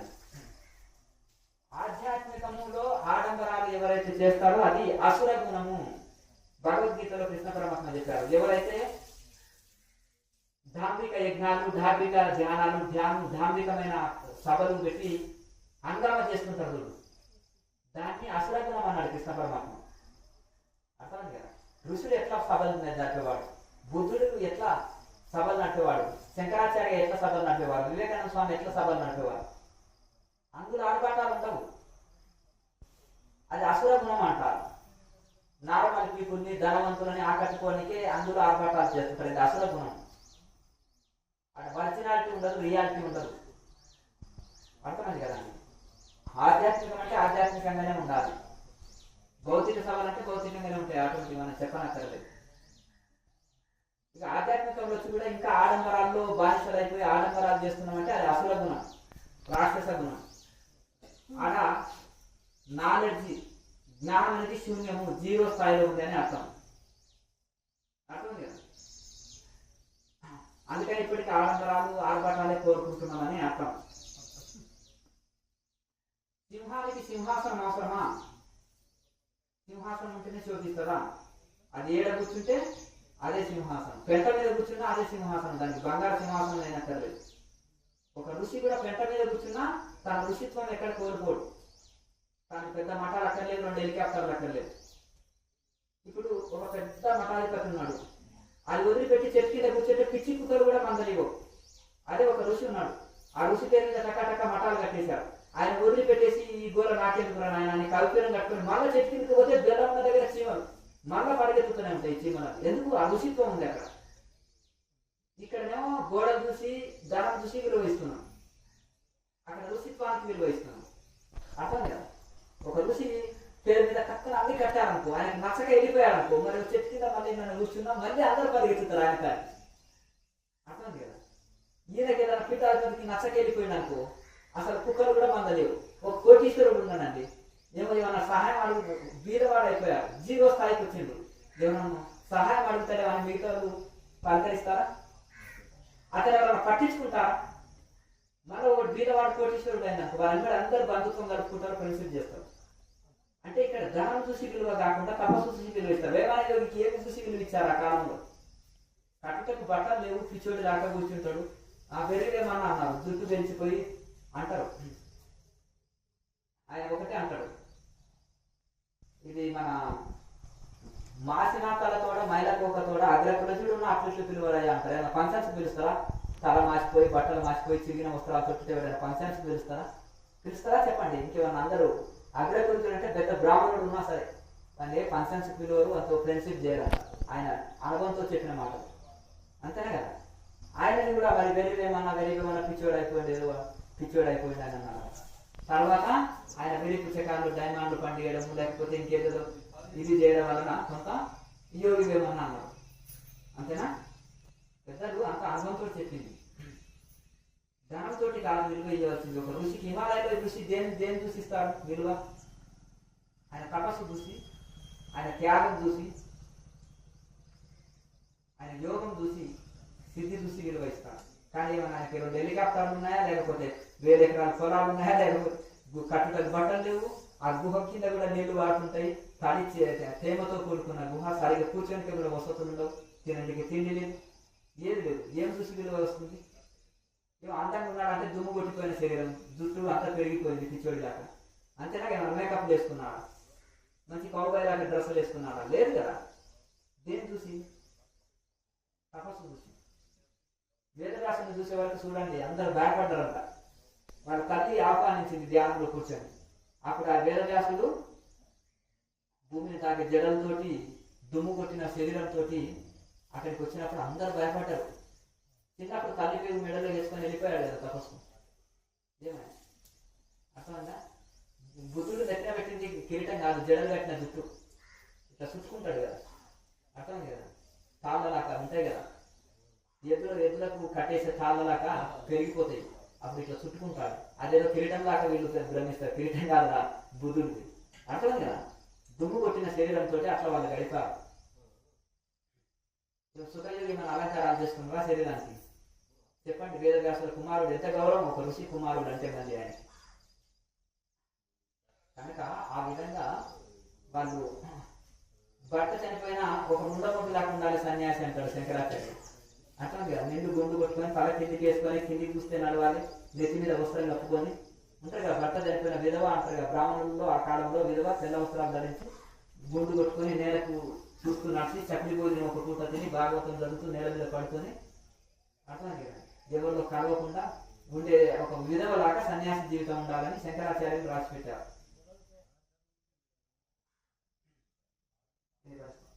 ఒకటి ముండనం చేసుకుంటే కొంతమంది చేసుకోరు. ఈ రెండు రకాలు ఏదైనా నియమాలన్నీ ఒకటే.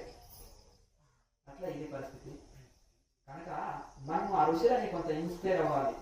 నిజమైన భోగంలో సుఖం లేదు, త్యాగంలో సుఖం ఉంది. ఆ త్యాగేనైక అమృతత్వ మానసుడు. త్యాగంతో మోక్షం లభిస్తుంది, త్యాగంతో యోగం లభిస్తుంది.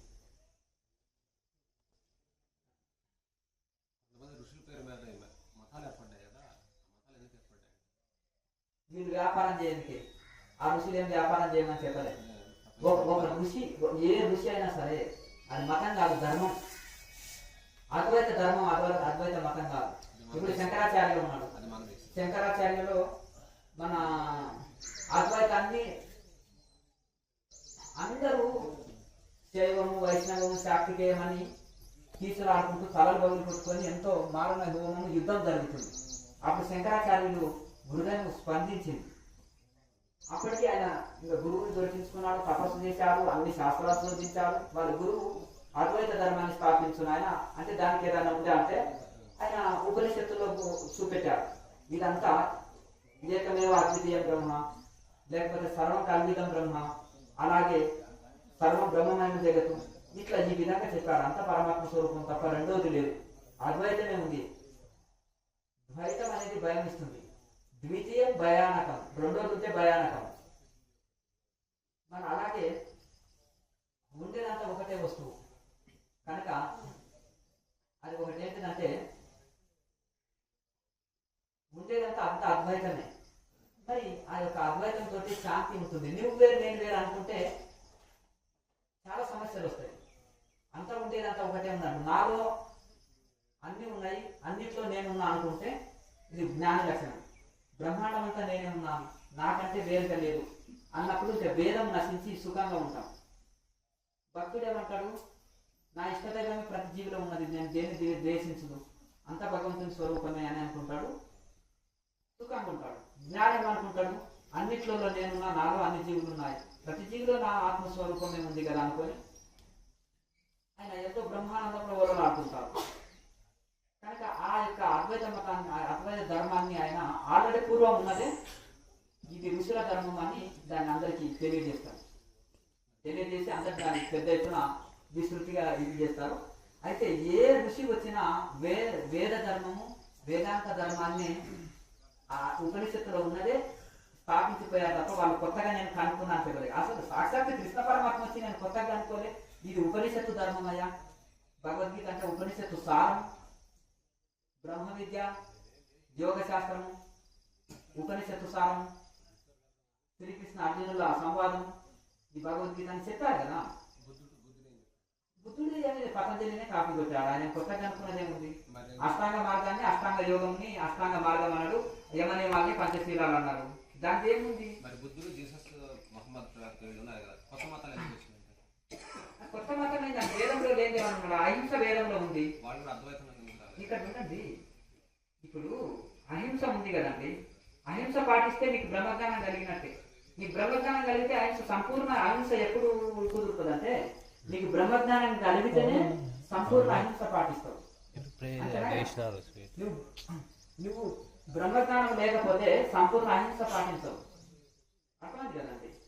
ఇప్పుడు బుద్ధుని ఎవరన్నా ద్వేషించాలా, ఎవరన్నా హింసించాలా చెప్పండి, మరి అదే బ్రహ్మజ్ఞానం లక్షణం. అర్థమైంది కదా. పేరు పెట్టుకోండి అండి, ఏదైనా పేరు పెట్టుకొని. నువ్వు టీ అంటున్నాడు, ఇంకొక ఆయన తేనీరు అంటున్నాడు, ఇంకొక ఆయన చాయ్ అంటున్నాడు, ఏదేదో పేరు అంటు ఒకటే కదా. అంతే కదా, పేరు ఒకటే కదండి. ఇప్పుడు ఆయన గాడ్ అంటున్నాడు, ఈయన అల్లా అంటున్నాడు, ఈయన భగవంతుడు అంటున్నాడు. ఉపనిషత్తులు ఏం చెప్పింది? ఏం చెప్పింది ఉపనిషత్తులు? ఉపనిషత్తులు ఏం చెప్పిందండి? భగవంతుడు అంతా ఉన్న వస్తువు ఒకటే అని చెప్పింది కదా, భగవంతుడు ఒకటే కదా. ఈ పురాణాలనే నానా రకాల అవతారాలు, నానా రకాల ఇవన్నీ ప్రాథమికల కోసం భగవంతుని అవతారం తీసుకొని వస్తానన్నట్టు రకరకాలుగా రాసి పెట్టారు తప్ప ఉపనిషత్తులకు వెళ్తే ఉండేదంతా ఒకటే వస్తువు కదా. మరి ఆ ఒక్క వస్తువుకు రకరకాల పేర్లు పెట్టుకొని ఎందుకు ఈ తీసుకురాక? బ్రహ్మజ్ఞానికి తెలుసు ఉండేది ఒకటే వస్తువు అని. పూర్వకాలంలో ఒక హిందీ వాడు తెలుగు వాడు ఇద్దరు కలిసి వ్యవసాయం చేశారట. అర్థమైంది కదా. ఇద్దరు చేసినప్పుడు వారు ఏం చేస్తున్నారంటే, ఇప్పుడు మామూలుగా ఇద్దరు ఒకటేసారి ఏం చేసినారంటే, ఇక్కడ ఏం చేసినంటే ఇద్దరికి గోధుమల పంట వేయాలని ఉంది. అర్థమైంది కదా. ఇద్దరు ఒకే దగ్గర వ్యవసాయం చేస్తున్నారు. అంటే ఏమనంటే వాడేమంటున్నాడు గేమ్ వేద్దామంటున్నాడు, వీరేమో గోధుమలు వేద్దామంటున్నాడు. ఇద్దరు కన్నుకుంటున్నారు.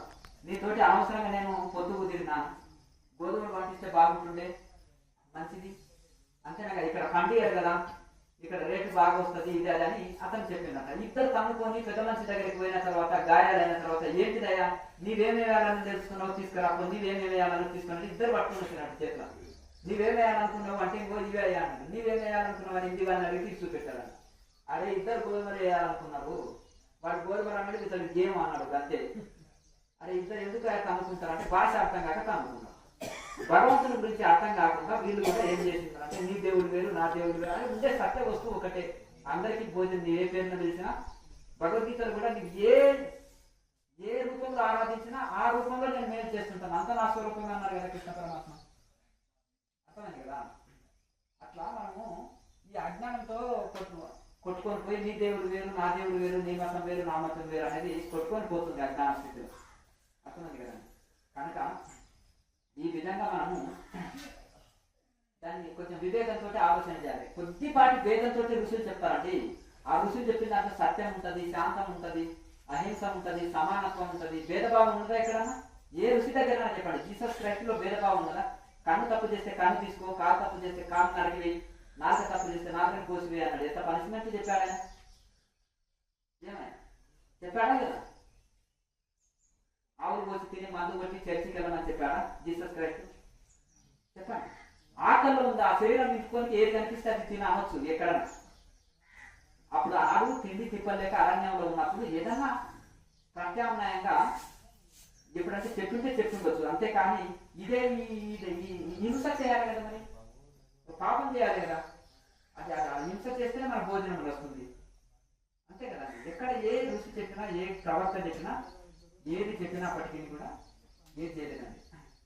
ఒకసారి గాంధీజీని అంటారు, చూశారా మా బైబిల్ పైన ఉంటుంది గీత కింద ఉంది అని అంటే మా దాన్ని ఆధారం చేసుకుని ఉంటుంది, మాకు గుర్తే మీరు కింద పడిపోతుంది అంటారు. అర్థం కదా. మా దాన్ని ఆధారం చేసుకొని ఉంది, రెండు అర్థాలు వస్తాయి. దాన్ని గుంజితే అది కింద పడుతుంది అని ఒక అర్థము, దాన్ని ఆధారం చేసుకొని అది ఉంది దాన్ని. అర్థమైంది కదా. ఇది లేదు అది లేదు అనే అర్థం. అది మనం ఆ విశాల భావంతో అర్థం చేసుకోవాలి. కనుక వీటి ఉపనిషత్తులు భగవద్గీత ఇప్పుడు ఎంతకెళ్ళా చూడండి. గీతలో గీత ఎప్పుడు పుట్టింది? ఇవి 2000 సంవత్సరాలు 1500 ఏళ్ళ కింద ఇవన్నీ పుట్టినవి, అంతే కదండి. మరి అది ఎప్పుడు పుట్టింది?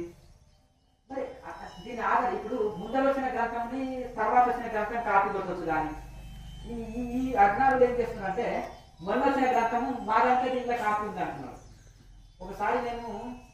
ఒకసారి యాత్రలో భాగంగా వెళ్తుంటే పెద్ద ఒక ఆయన వచ్చాడు. నువ్వు ఇంట్లోకి మతం మారచ్చు, నువ్వు ఇంట్లోకి రావచ్చు, నీకు ఇది అది నీకు చాలా సౌకర్యాలు ఉంటాయి ఇవి అది అంటే పోయి కులి వచ్చే తల పెట్టినావు, నేనే దొరికినా నీకన్నా. అర్థమైంది కదా. నువ్వు లెక్చరరు కదయా, లెక్చరరు ఎంగిలి మెతుకులకు ఎందుకు ఆశపడ్డావు? అయ్యో నేను లెక్చరర్ మేకెట్లా అంటే నీకు తెలివే తెలుస్తుంది. నీ లాజిక్ పాయింట్స్, నీ భాష, నీ యొక్క ఎక్స్ప్లెయిన్ చేసే విధానాన్ని చూస్తే నీకు లెక్చరర్ అని తెలుస్తుంది. తెలిసిన డబ్బులు వస్తలేవా? ఎంగిలి మెతుకులకు ఎందుకు పోయి మరి వెళ్తున్నావు? ఉపనిషత్తులు అంతా బాగా చదువుతున్నావు, శ్లోకాలు మంచిగా నేర్చుకున్నావు, బట్టి పట్టినావు. మరి దీని ఆధారంగా అది ఉందా, అది దాని ఆధారంగా ఇది ఉందా? ఉల్టేందుకు చెప్తావు? నీకు చెవులో పూలు పెట్టాలంటే అమాయకులు పల్లెటూరు రైతులు పల్లెటూరు కూలి వాళ్ళు ఉంటారు కదా, వాళ్ళ చెవులో బాగా పూలు పెట్టవచ్చు. వాళ్ళకి తెలియదు పాపం, శాస్త్రం తెలియదు, ఏం తెలియదు. ఈ గ్రంథంలోకి వెళ్ళి అన్ని వచ్చినాయంటే నమ్మేస్తాడు, నమ్ముతాడా అన్నమాట. అదే ఇంత శాస్త్రం చదువుకున్న వాళ్ళు ఏం చేసేస్తారు? ఏమయ్యా మీ శాస్త్రం ఎప్పుడు పుట్టింది? 2000 ఏళ్ళ కింద. అది ఎప్పుడు పుట్టింది? ఉపనిషత్తులు ఎప్పుడు పుట్టినాయి అని ప్రశ్నించేవారు వాడికి నోరెత్తానికి చేత కాదు. అర్థం లేదు, నాకు చెప్పడానికి అర్థం ఉండాలి కదండి. స్వామి ఉపనిషత్తులు ఎవరు రాశారండి? ఋషులు రాశారు, పేరు ఉంది కదా. ఒక్కొక్క ఋషి పేరు ఆటోమేటిక్గా ఒక ఋషి పేరు మీద, ఒక్కొక్క సంహిత ఒక్కొక్క ఋషి పేరు మీద ఉంది కదా. కానీ ఒకటి గురు శిష్యుల సంవాదం, వలిక మైత్రేయ సంవాదం ఉంది అనుకోండి. అట్లా ఇప్పుడు అది నారద పరిరాజక ఉపనిషత్తు, నారదులు చెప్పింది అది. అలాగే ఒక్కొక్క ఋషి చెప్పింది, అందులో ఒక్కొక్క ఋషి మీద ఒక్కొక్క పేరు మీద ఒక్కొక్కటి ఉంటుంది. 7 ఋషులకు ఉన్నాయి. కార్యకారణ సంబంధం అంతా నేనే కృష్ణుడు గీతలో చెప్పాడు. శివుని ఆజ్ఞ చీమైనా కొట్టదని ఆయనే చెప్పాడు. అటువంటిప్పుడు ఈ హింస ఎందుకు పెట్టాడు ఆయన ఈ ప్రకృతిలో, ఈ సమాజంలో? ఇప్పుడు ఒకటి చూడండి, శివుడు వేరు, కృష్ణుడు వేరు, బ్రహ్మ వేరు కాదు. ఇక్కడ మూల చైతన్యం ఒకటే. ఆ మూల చైతన్యం నుంచి ఒకటి ఏంటిదంటే, చిన్నప్పుడు నన్ను అడిగేవాడు, నువ్వు అడ్డం కొట్టాలి, నువ్వు కొట్టావు స్వామి, నువ్వు ఏ దేవుడిని కొలుస్తావు స్వామి, నీకు ఏ దేవుడు ఇష్టం అని పల్లెటూరు వాళ్ళు అడుగుతారు కదా. ఏ దేవుడిని ధ్యానం చేసుకుంటావు, జపం చేసుకుంటావు అంటే నేను ఆత్మదేవుని కొలుస్తాను అన్న. ఎందుకంటే ఇది జ్ఞాని లక్షణం అన్న. జ్ఞానులు తన ఆత్మనే భగవంతుడిగా ధ్యానిస్తారు. ఆయన ఎక్కడ ఉంటాడు స్వామి అంటే, నువ్వే దేవుడిని కొలుస్తావంటే నేను శివుడు అని కొంతమంది, నేను నారాయణుడు అని కొంతమంది, నేను అమ్మవారు అంటున్నారు. ఆ 3 మూర్తులకు మూలం ఎవరో వాడిని నేను కొలుస్తానన్నా. అర్థం కదా. ఆ 3 మూర్తులు ఎక్కడికి వెళ్ళి పుట్టారో, ఆ 3 మూర్తులకు మూలం ఏందో ఆ మూలాన్ని నేను కొలుస్తున్నాను. అర్థం కదా. 2 పూటలు చేస్తే మంచిది. అంటే కాలకృత్యాలు తీసుకొని చేయాలి, వెంకృష్ణమ్మతో చేయాలి. ఒకవేళ మీరు డైరెక్ట్ అంటే ఆ సమయానికి కాలకృత్యాలు రాకుండా కానీ ధ్యానం చేసుకుంటే మధ్యలో వచ్చినా వెళ్ళాలి, బలవంతంగా ఆపకూడదు. అర్థం లేదు. కానీ జబ్బులు కాలకృత్యాన్ని బలవంతంగా ఆపడం వల్ల వస్తుంది. అర్థం లేదు. మనం ధ్యానంలో కూర్చున్నాం అనుకో, మధ్యలో వచ్చినా వెళ్ళిపోవాలి. దాని టాయిలెట్కి వచ్చినా, ఇంకేదైనా బాత్రూమ్కి వచ్చినా వెళ్ళి పొట్ట క్లీన్ అవుతుంది, ప్రాణాయామ చక్కగా జరుగుతుంది, మెడిటేషన్ చక్కగా జరుగుతుంది. దాంట్లో అవి ధ్యానానికి డిస్టర్బెన్స్ లేకపోతే మధ్యలో అంటే అది తప్పు. స్నానం చేసి కూర్చోవాలంటారా? అంటే మీరు స్నానం చేసి కూర్చోవచ్చు, లేదా మీరు ముఖం కడుక్కొని కాలు చేతులు కడుక్కొని కూడా కూర్చోవచ్చు. మొదలు ఏంటిదంటే మలమూత్రాల అవసరాలను ఆపి కూర్చోకూడదు, బలవంతంగా దాంట్లో అట్లే నొక్కి పెట్టి ఉంచి చేయకూడదు.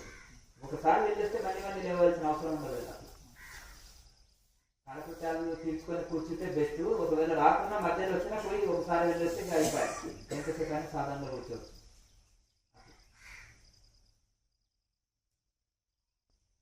ఉదయం సాయంత్రము 2 పూటలు చేస్తే సరిపోతుంది.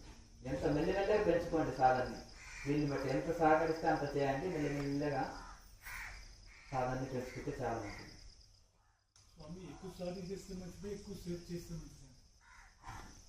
దాన్ని మీ శరీరాన్ని సహకరించినట్టు. ఇప్పుడు చిన్నపిల్లవాడు ఉంటాడు, ఏదైనా పదార్థాలు అన్ని నాకే ఎవరికి ఇవ్వను అంటాడు. గారెలు చేశారు, బిక్కడి చేశారు పల్లెటూళ్ళలో, నేను ఎవరికి ఇవ్వను అంటాడు. వాడు తినేది ఒకటే గారె, వాడికి ఫుల్ అయిపోయాయి. అవునా కదా. ఆశ ఎక్కువ, తిండి తక్కువ పిల్లవాడికి. అర్థమైంది. అలాగే మనం ఒకే రోజులో మాత్రం చేసేయాలంటే చేసేయలేం కదా. 10 రోజుల్లో పోయిన ఒక రోజు తినలేం కదా. ఇంకొకటి మెల్లమెల్లగా పెంచుకుంటూ పోవాలి సాధన. కాళ్ళలో నొప్పి వస్తే మహాముద్ర ఒక సెట్ వేయండి, తర్వాత ఇది చేయండి. అలా మీరు రోజంతా చేయాలనుకుంటే 1 అవర్ చేయండి, మళ్ళీ రెస్ట్ ఇవ్వండి, మళ్ళీ 1 అవర్ చేయండి, మళ్ళీ రెస్ట్ ఇవ్వండి. ఇట్లా చేసుకోవచ్చు. ఇబ్బంది ఎటు తిరిగి ఒక శాస్త్రీయంగా కరెక్ట్ చేయాలి. నిద్రపోతే మాత్రం లాభం ఉండదు. ఇప్పుడు రోజంతా శరీరం సహకరిస్తలేదు, వృద్ధులు ఉంటారు, పెద్ద వయసు వాళ్ళు. తెలుగు దినాల్లో రోజంతా చేయాలని ఉంది, రోజంతా సాధన చేయాలని ఉంది, కానీ శరీరం సహకరిస్తలేదు. ఏం చేస్తారు? 1 అవర్ 2 అవర్స్ శరీరం సహకరించినంతసేపు చేయండి, మళ్ళీ గ్యాప్ ఇవ్వండి, ఇటు వాకింగ్ చేయండి, ఏమైనా పనులు ఉంటే చూసుకోండి, మళ్ళీ చేయండి. అట్లా కంటిన్యూస్ గ్యాప్ ఇస్తూ చేసుకోవచ్చు, ఇబ్బంది లేదు. మధ్యలో మహాముద్ర వేయండి, కొన్ని ఆసనాలు ప్రాక్టీస్ చేసుకోండి, బాడీ రిలీఫ్ ఇవ్వండి, రిలాక్స్ ఇవ్వండి. అప్పుడు నిద్రమత్తులోకి వెళ్ళిపోకుండా అలర్ట్గా ఉంటుంది శరీరం, చాలా చక్కగా ఉంటుంది. ఇంకోటి మీరు టీవీ చూడాలనుకున్నారు, టీవీ చూసి ఎంజాయ్ చేయండి. మంచి రుచి తినాలనంటే రుచికరమైనవి చేసుకొని తిని ఎంజాయ్ చేయండి. అంతేగాని రుచికరం తినడం స్పిరిచువాలిటీ కాదు, టీవీ చూడడం స్పిరిచువాలిటీ కాదు, డెక్కులు పెట్టుకొని డ్యాన్సులు చేస్తే స్పిరిచువాలిటీ కాదు, మ్యూజిక్ పెట్టుకొని వింటే స్పిరిచువాలిటీ కాదు. అట్లా మెడిటేషన్నే చూడండి. నిద్ర వస్తే పడుకోండి హాయిగా, అది స్పిరిచువాలిటీ కాదు, ఆధ్యాత్మికం కాదు, దాని నిద్ర అంటారు. అట్లా కదా తిండి నిద్ర ఎంజాయ్ ఇది స్పిరిచువాలిటీ కాదు. అట్లా కదా ఒక మహనీయుల పరంపరలో ఉన్నప్పుడు వాళ్ళని ఆదర్శం పొందండి. బుద్ధుడు మ్యూజిక్ పెట్టుకొని ధ్యానం చేయమని ఎక్కడన్నా చెప్పిండేమో అది తీసుకురండి. వివేకానంద స్వామి, శంకరాచార్యులు, ఇంకేదన్నా ఎంజాయ్ చేయండి. సంగీతం నేను ఎవరు కాదంటున్నాను, కానీ దాన్ని ఒక మెడిటేషన్ అని పేరు పెట్టకండి, దాన్ని అది తప్పు అవుతుంది. మలయాళ స్వామి కూడా చెప్పారు, ఓం సింబల్ని ఒకటి పెయింటింగ్ వేసి దాన్ని చూస్తూ మెడిటేషన్ చేయండి. కాసేపు దాన్ని చూసి చూసి కళ్ళు మూసుకొని ఆ ఓం భావన కూటస్థంలో చేయండి. ఇవన్నీ టెక్నికల్ కొన్ని చెప్పారు. దీర్ఘ ఓంకారాన్ని చేయండి 21 టైమ్స్ 50 టైమ్స్. ఓంకారాన్ని దీర్ఘ ఓంకారం 1 నిమిషం సేపు సుదీర్ఘ ఓంకారాన్ని ఉచ్చరించడం వలన ఆ వైబ్రేషన్స్ బాడీలో టోటల్గా బాడీ మైండ్ అంతా వైబ్రేషన్, ఓం సౌండ్ వైబ్రేషన్స్ వచ్చేస్తాయి. అప్పుడు అలాగే మీరు ఏం చేయకుండా కళ్ళు మూసుకొని మెడిటేషన్ చేస్తే ఆ ఓం భావనలో ఫీల్ అవుతూ చేస్తే ఆ వైబ్రేషన్ అంత ఈజీగా పోవు. ఆ ధ్యానం పూర్తి అయిపోయినంత వరకు కూడా ఇవన్నీ ఉంటాయి. ఇటువంటి టెక్నిక్స్ ఋషులు చెప్పారు మనకు ఆల్రెడీ. స్టార్టింగ్లో ఏదో కొత్తగా ఇంకా మనకి మనసు నిలవకపోతే కూడా ఓం సౌండ్ పెట్టుకోవచ్చు, ఇంకేది వద్దు. మరి వేరే సంగీతం అవుతుంది, అది ఇది ఒక మంత్ర జపం కిందకి వస్తుంది. దాని మీద కాన్సన్ట్రేషన్ పెట్టి అదే ఆకారంగా ఉండొచ్చు. అది కూడా మంచి ఏదో మ్యూజిక్లతో కూడిన ఓం కాదు, ఒక అద్భుతమైన ఓం సౌండ్ వస్తుంది. దాని కోసం పెట్టి కొద్దిగా ట్రై చేయొచ్చు, కానీ 20-30 ఏళ్ళు అభ్యాసం చేయొచ్చు. స్టార్టింగ్లో 1-2 నెలలు 3 నెలలు ఏదైనా కొత్తలో ఆలోచనలు తట్టుకోలేని ఆలోచనలు ఉంటే, గత సంస్కారాలు గత ఇవి ఉండి ఎంటాడి ధ్యానంలో ముందుకు వెళ్ళకపోతే అంతవరకు మినహాయించి పెట్టుకోవచ్చు. అంతకు మించి ఇంకా లేకపోతే డెవలప్ ఉండదు సాధన ఎన్ని రోజులు చేసినా. ఇంకొకటి ఆధ్యాత్మిక మార్గంలోకి వచ్చిన తర్వాత ఒకటి గుర్తుపెట్టుకోవాలి, సత్యం పలకడం నేర్చుకోవాలి, లేకపోతే లాభం లేదు. యమనియమాల్లో అహింస సత్య అస్థేయం. అహింస మొదటిది, రెండవది సత్యమే చెప్పారు. అర్థంగా ఇంకా అహింస కంటే ముందు సత్యం ఇంకా గొప్పది. అర్థమైంది కదా. కనుక ఈ యొక్క సత్యము తర్వాతనే ఇంకా అన్ని, సత్యం తర్వాతనే ఇవన్నీ. సత్యమే భగవంతుడు. అర్థమైంది కదా. సత్యానికి మించిన తపస్సు లేదు. అర్థమైంది కదా. అదే గొప్ప తపస్సు, సత్యవంతంగా యథార్థం మాట్లాడడం, యథార్థం చూడడం, యథార్థంగా చెప్పడం, యథార్థంగా జీవించడం, సత్యవంతమైన జీవితం గడపడమే అదే గొప్ప తపస్సు. అన్ని తపస్సుల కొద్ది ఈ ప్రపంచంలో ఏదైనా గొప్ప తపస్సు ఉందంటే సత్యమని పలకడం అని చెప్పారు వేదవ్యాసుడు. అన్ని గ్రంథాలు రాశాడు, కుక్కలు వేదాలు, వేదాంతాలు, ఉపనిషత్తులు. తర్వాత ఒకటి ఏమన్నాడంటే సత్యం నాస్తి పరవ తపః, సత్యాన్ని మించిన తపస్సు లేదంటున్నారు. మరి మనం ఆధ్యాత్మిక మార్గంలో వచ్చి కూడా మళ్ళీ అసత్యాలు పలికితే లాభం ఏమిటి? లాభం లేదు కదండి. ఇప్పుడు ఎవరికి లాభం? మనం అసత్యం పలుకుతుంది, మనకు లాభం లేదు, పక్కోడికి లాభం లేదు. మరి అటువంటిది ఎందుకు చెప్పండి? అంతేనా కదా. అట్లా సత్యాత్ములు ఎక్కడైనా గౌరవించబడతారు, సత్యం పలికేవాడు. అసత్యం పలికే వాళ్ళ మాటలు విలువ ఉండదు, ఉంటుందా చెప్పండి. కనుక సత్యంని పలకడం, సత్యం మాట్లాడడం, మనసా వాచా కర్మణ త్రికర్మాలు శుద్ధి పెట్టుకొని సత్యవంతమైన జీవితం గడపడం నేర్చుకోవాలి. నేను అది చాలా ముఖ్యం, మనకు ఆధ్యాత్మికంలో చాలా మేలు చేస్తుంది.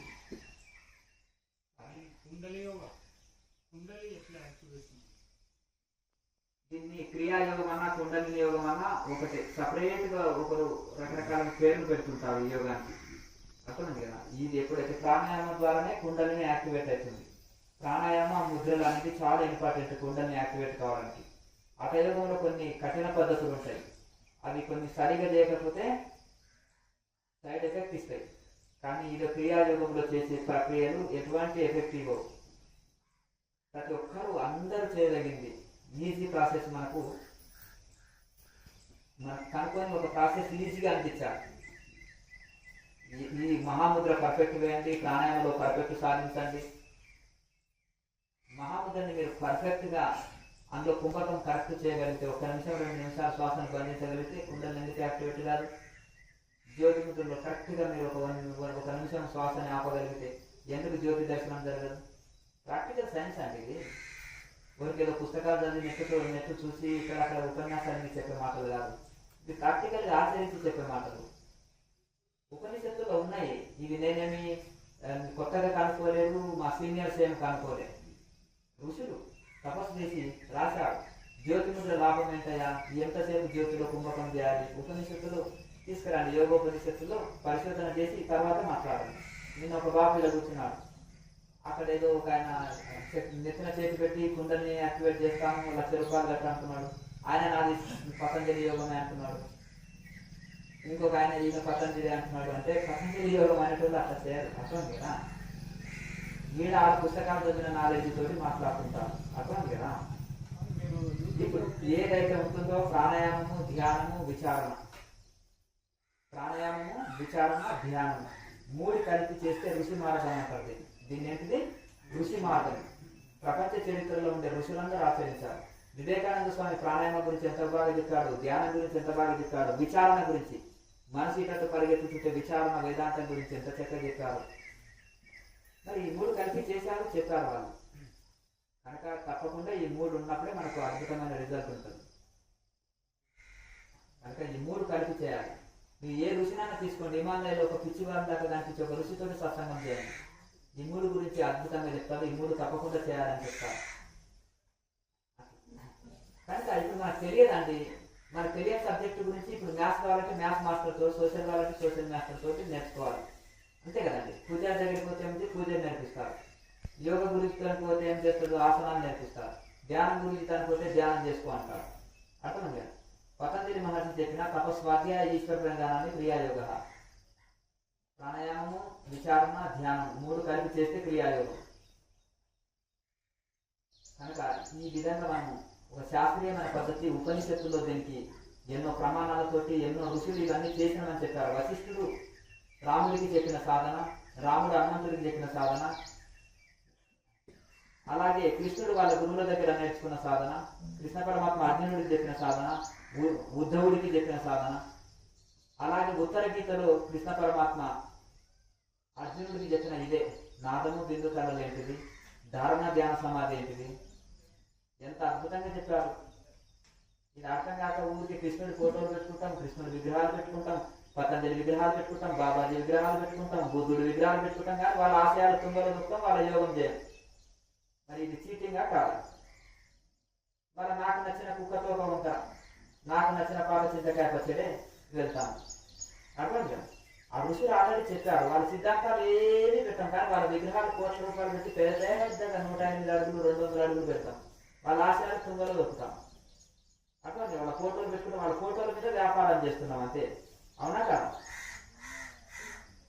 ఎందుకంటే ఆ ఫోటోలు పెడితే డొనేషన్లు బాగా వస్తాయి, ఆ ఫోటోలు పెట్టుకుంటే అడుకోవచ్చు బిచ్చగాడిలాగా, అర్థం కదా. కేవలము అలా పేర్ల మీద, ఋషుల పేర్ల మీద వ్యాపారం చేస్తున్నారు, కానీ ఋషుల విద్య చెప్పట్లేదు. ఎందుకంటే మీకు తెలియదని అర్థమవుతుంది. దాని గురించి తెలిసిన ఋషి ఇంకా వేరేది చెప్పడు, అర్థం కదా. అమృతం తాగిన ఋషి అమృతమే తాగమంటాడు, అమ్మలు తాగమన్నాడు, అర్థం లేదండి. ఓ సమాధిని అందుకున్న ఋషి సమాధిని అందుకోండి, ధ్యానావస్థను అందుకోండి అంటాడు, కానీ నిద్రావస్థను అందుకోండి అని చెప్పడు. టోటల్గా నేను తెలుస్తుంది, తెలియదని తెలుస్తుంది అక్కడ, అర్థం కదా. మీకు నాలుగు బిందు కళల గురించి తెలియదంటే ధ్యానంలో జీవస్థితిలో ఉన్నామని అర్థం. ఇది ఋషుల ఆశయం అండి, ఉపనిషత్తుల ఆశయం, ఋషులందరూ ఆచరించిన ఆశయం. ఇది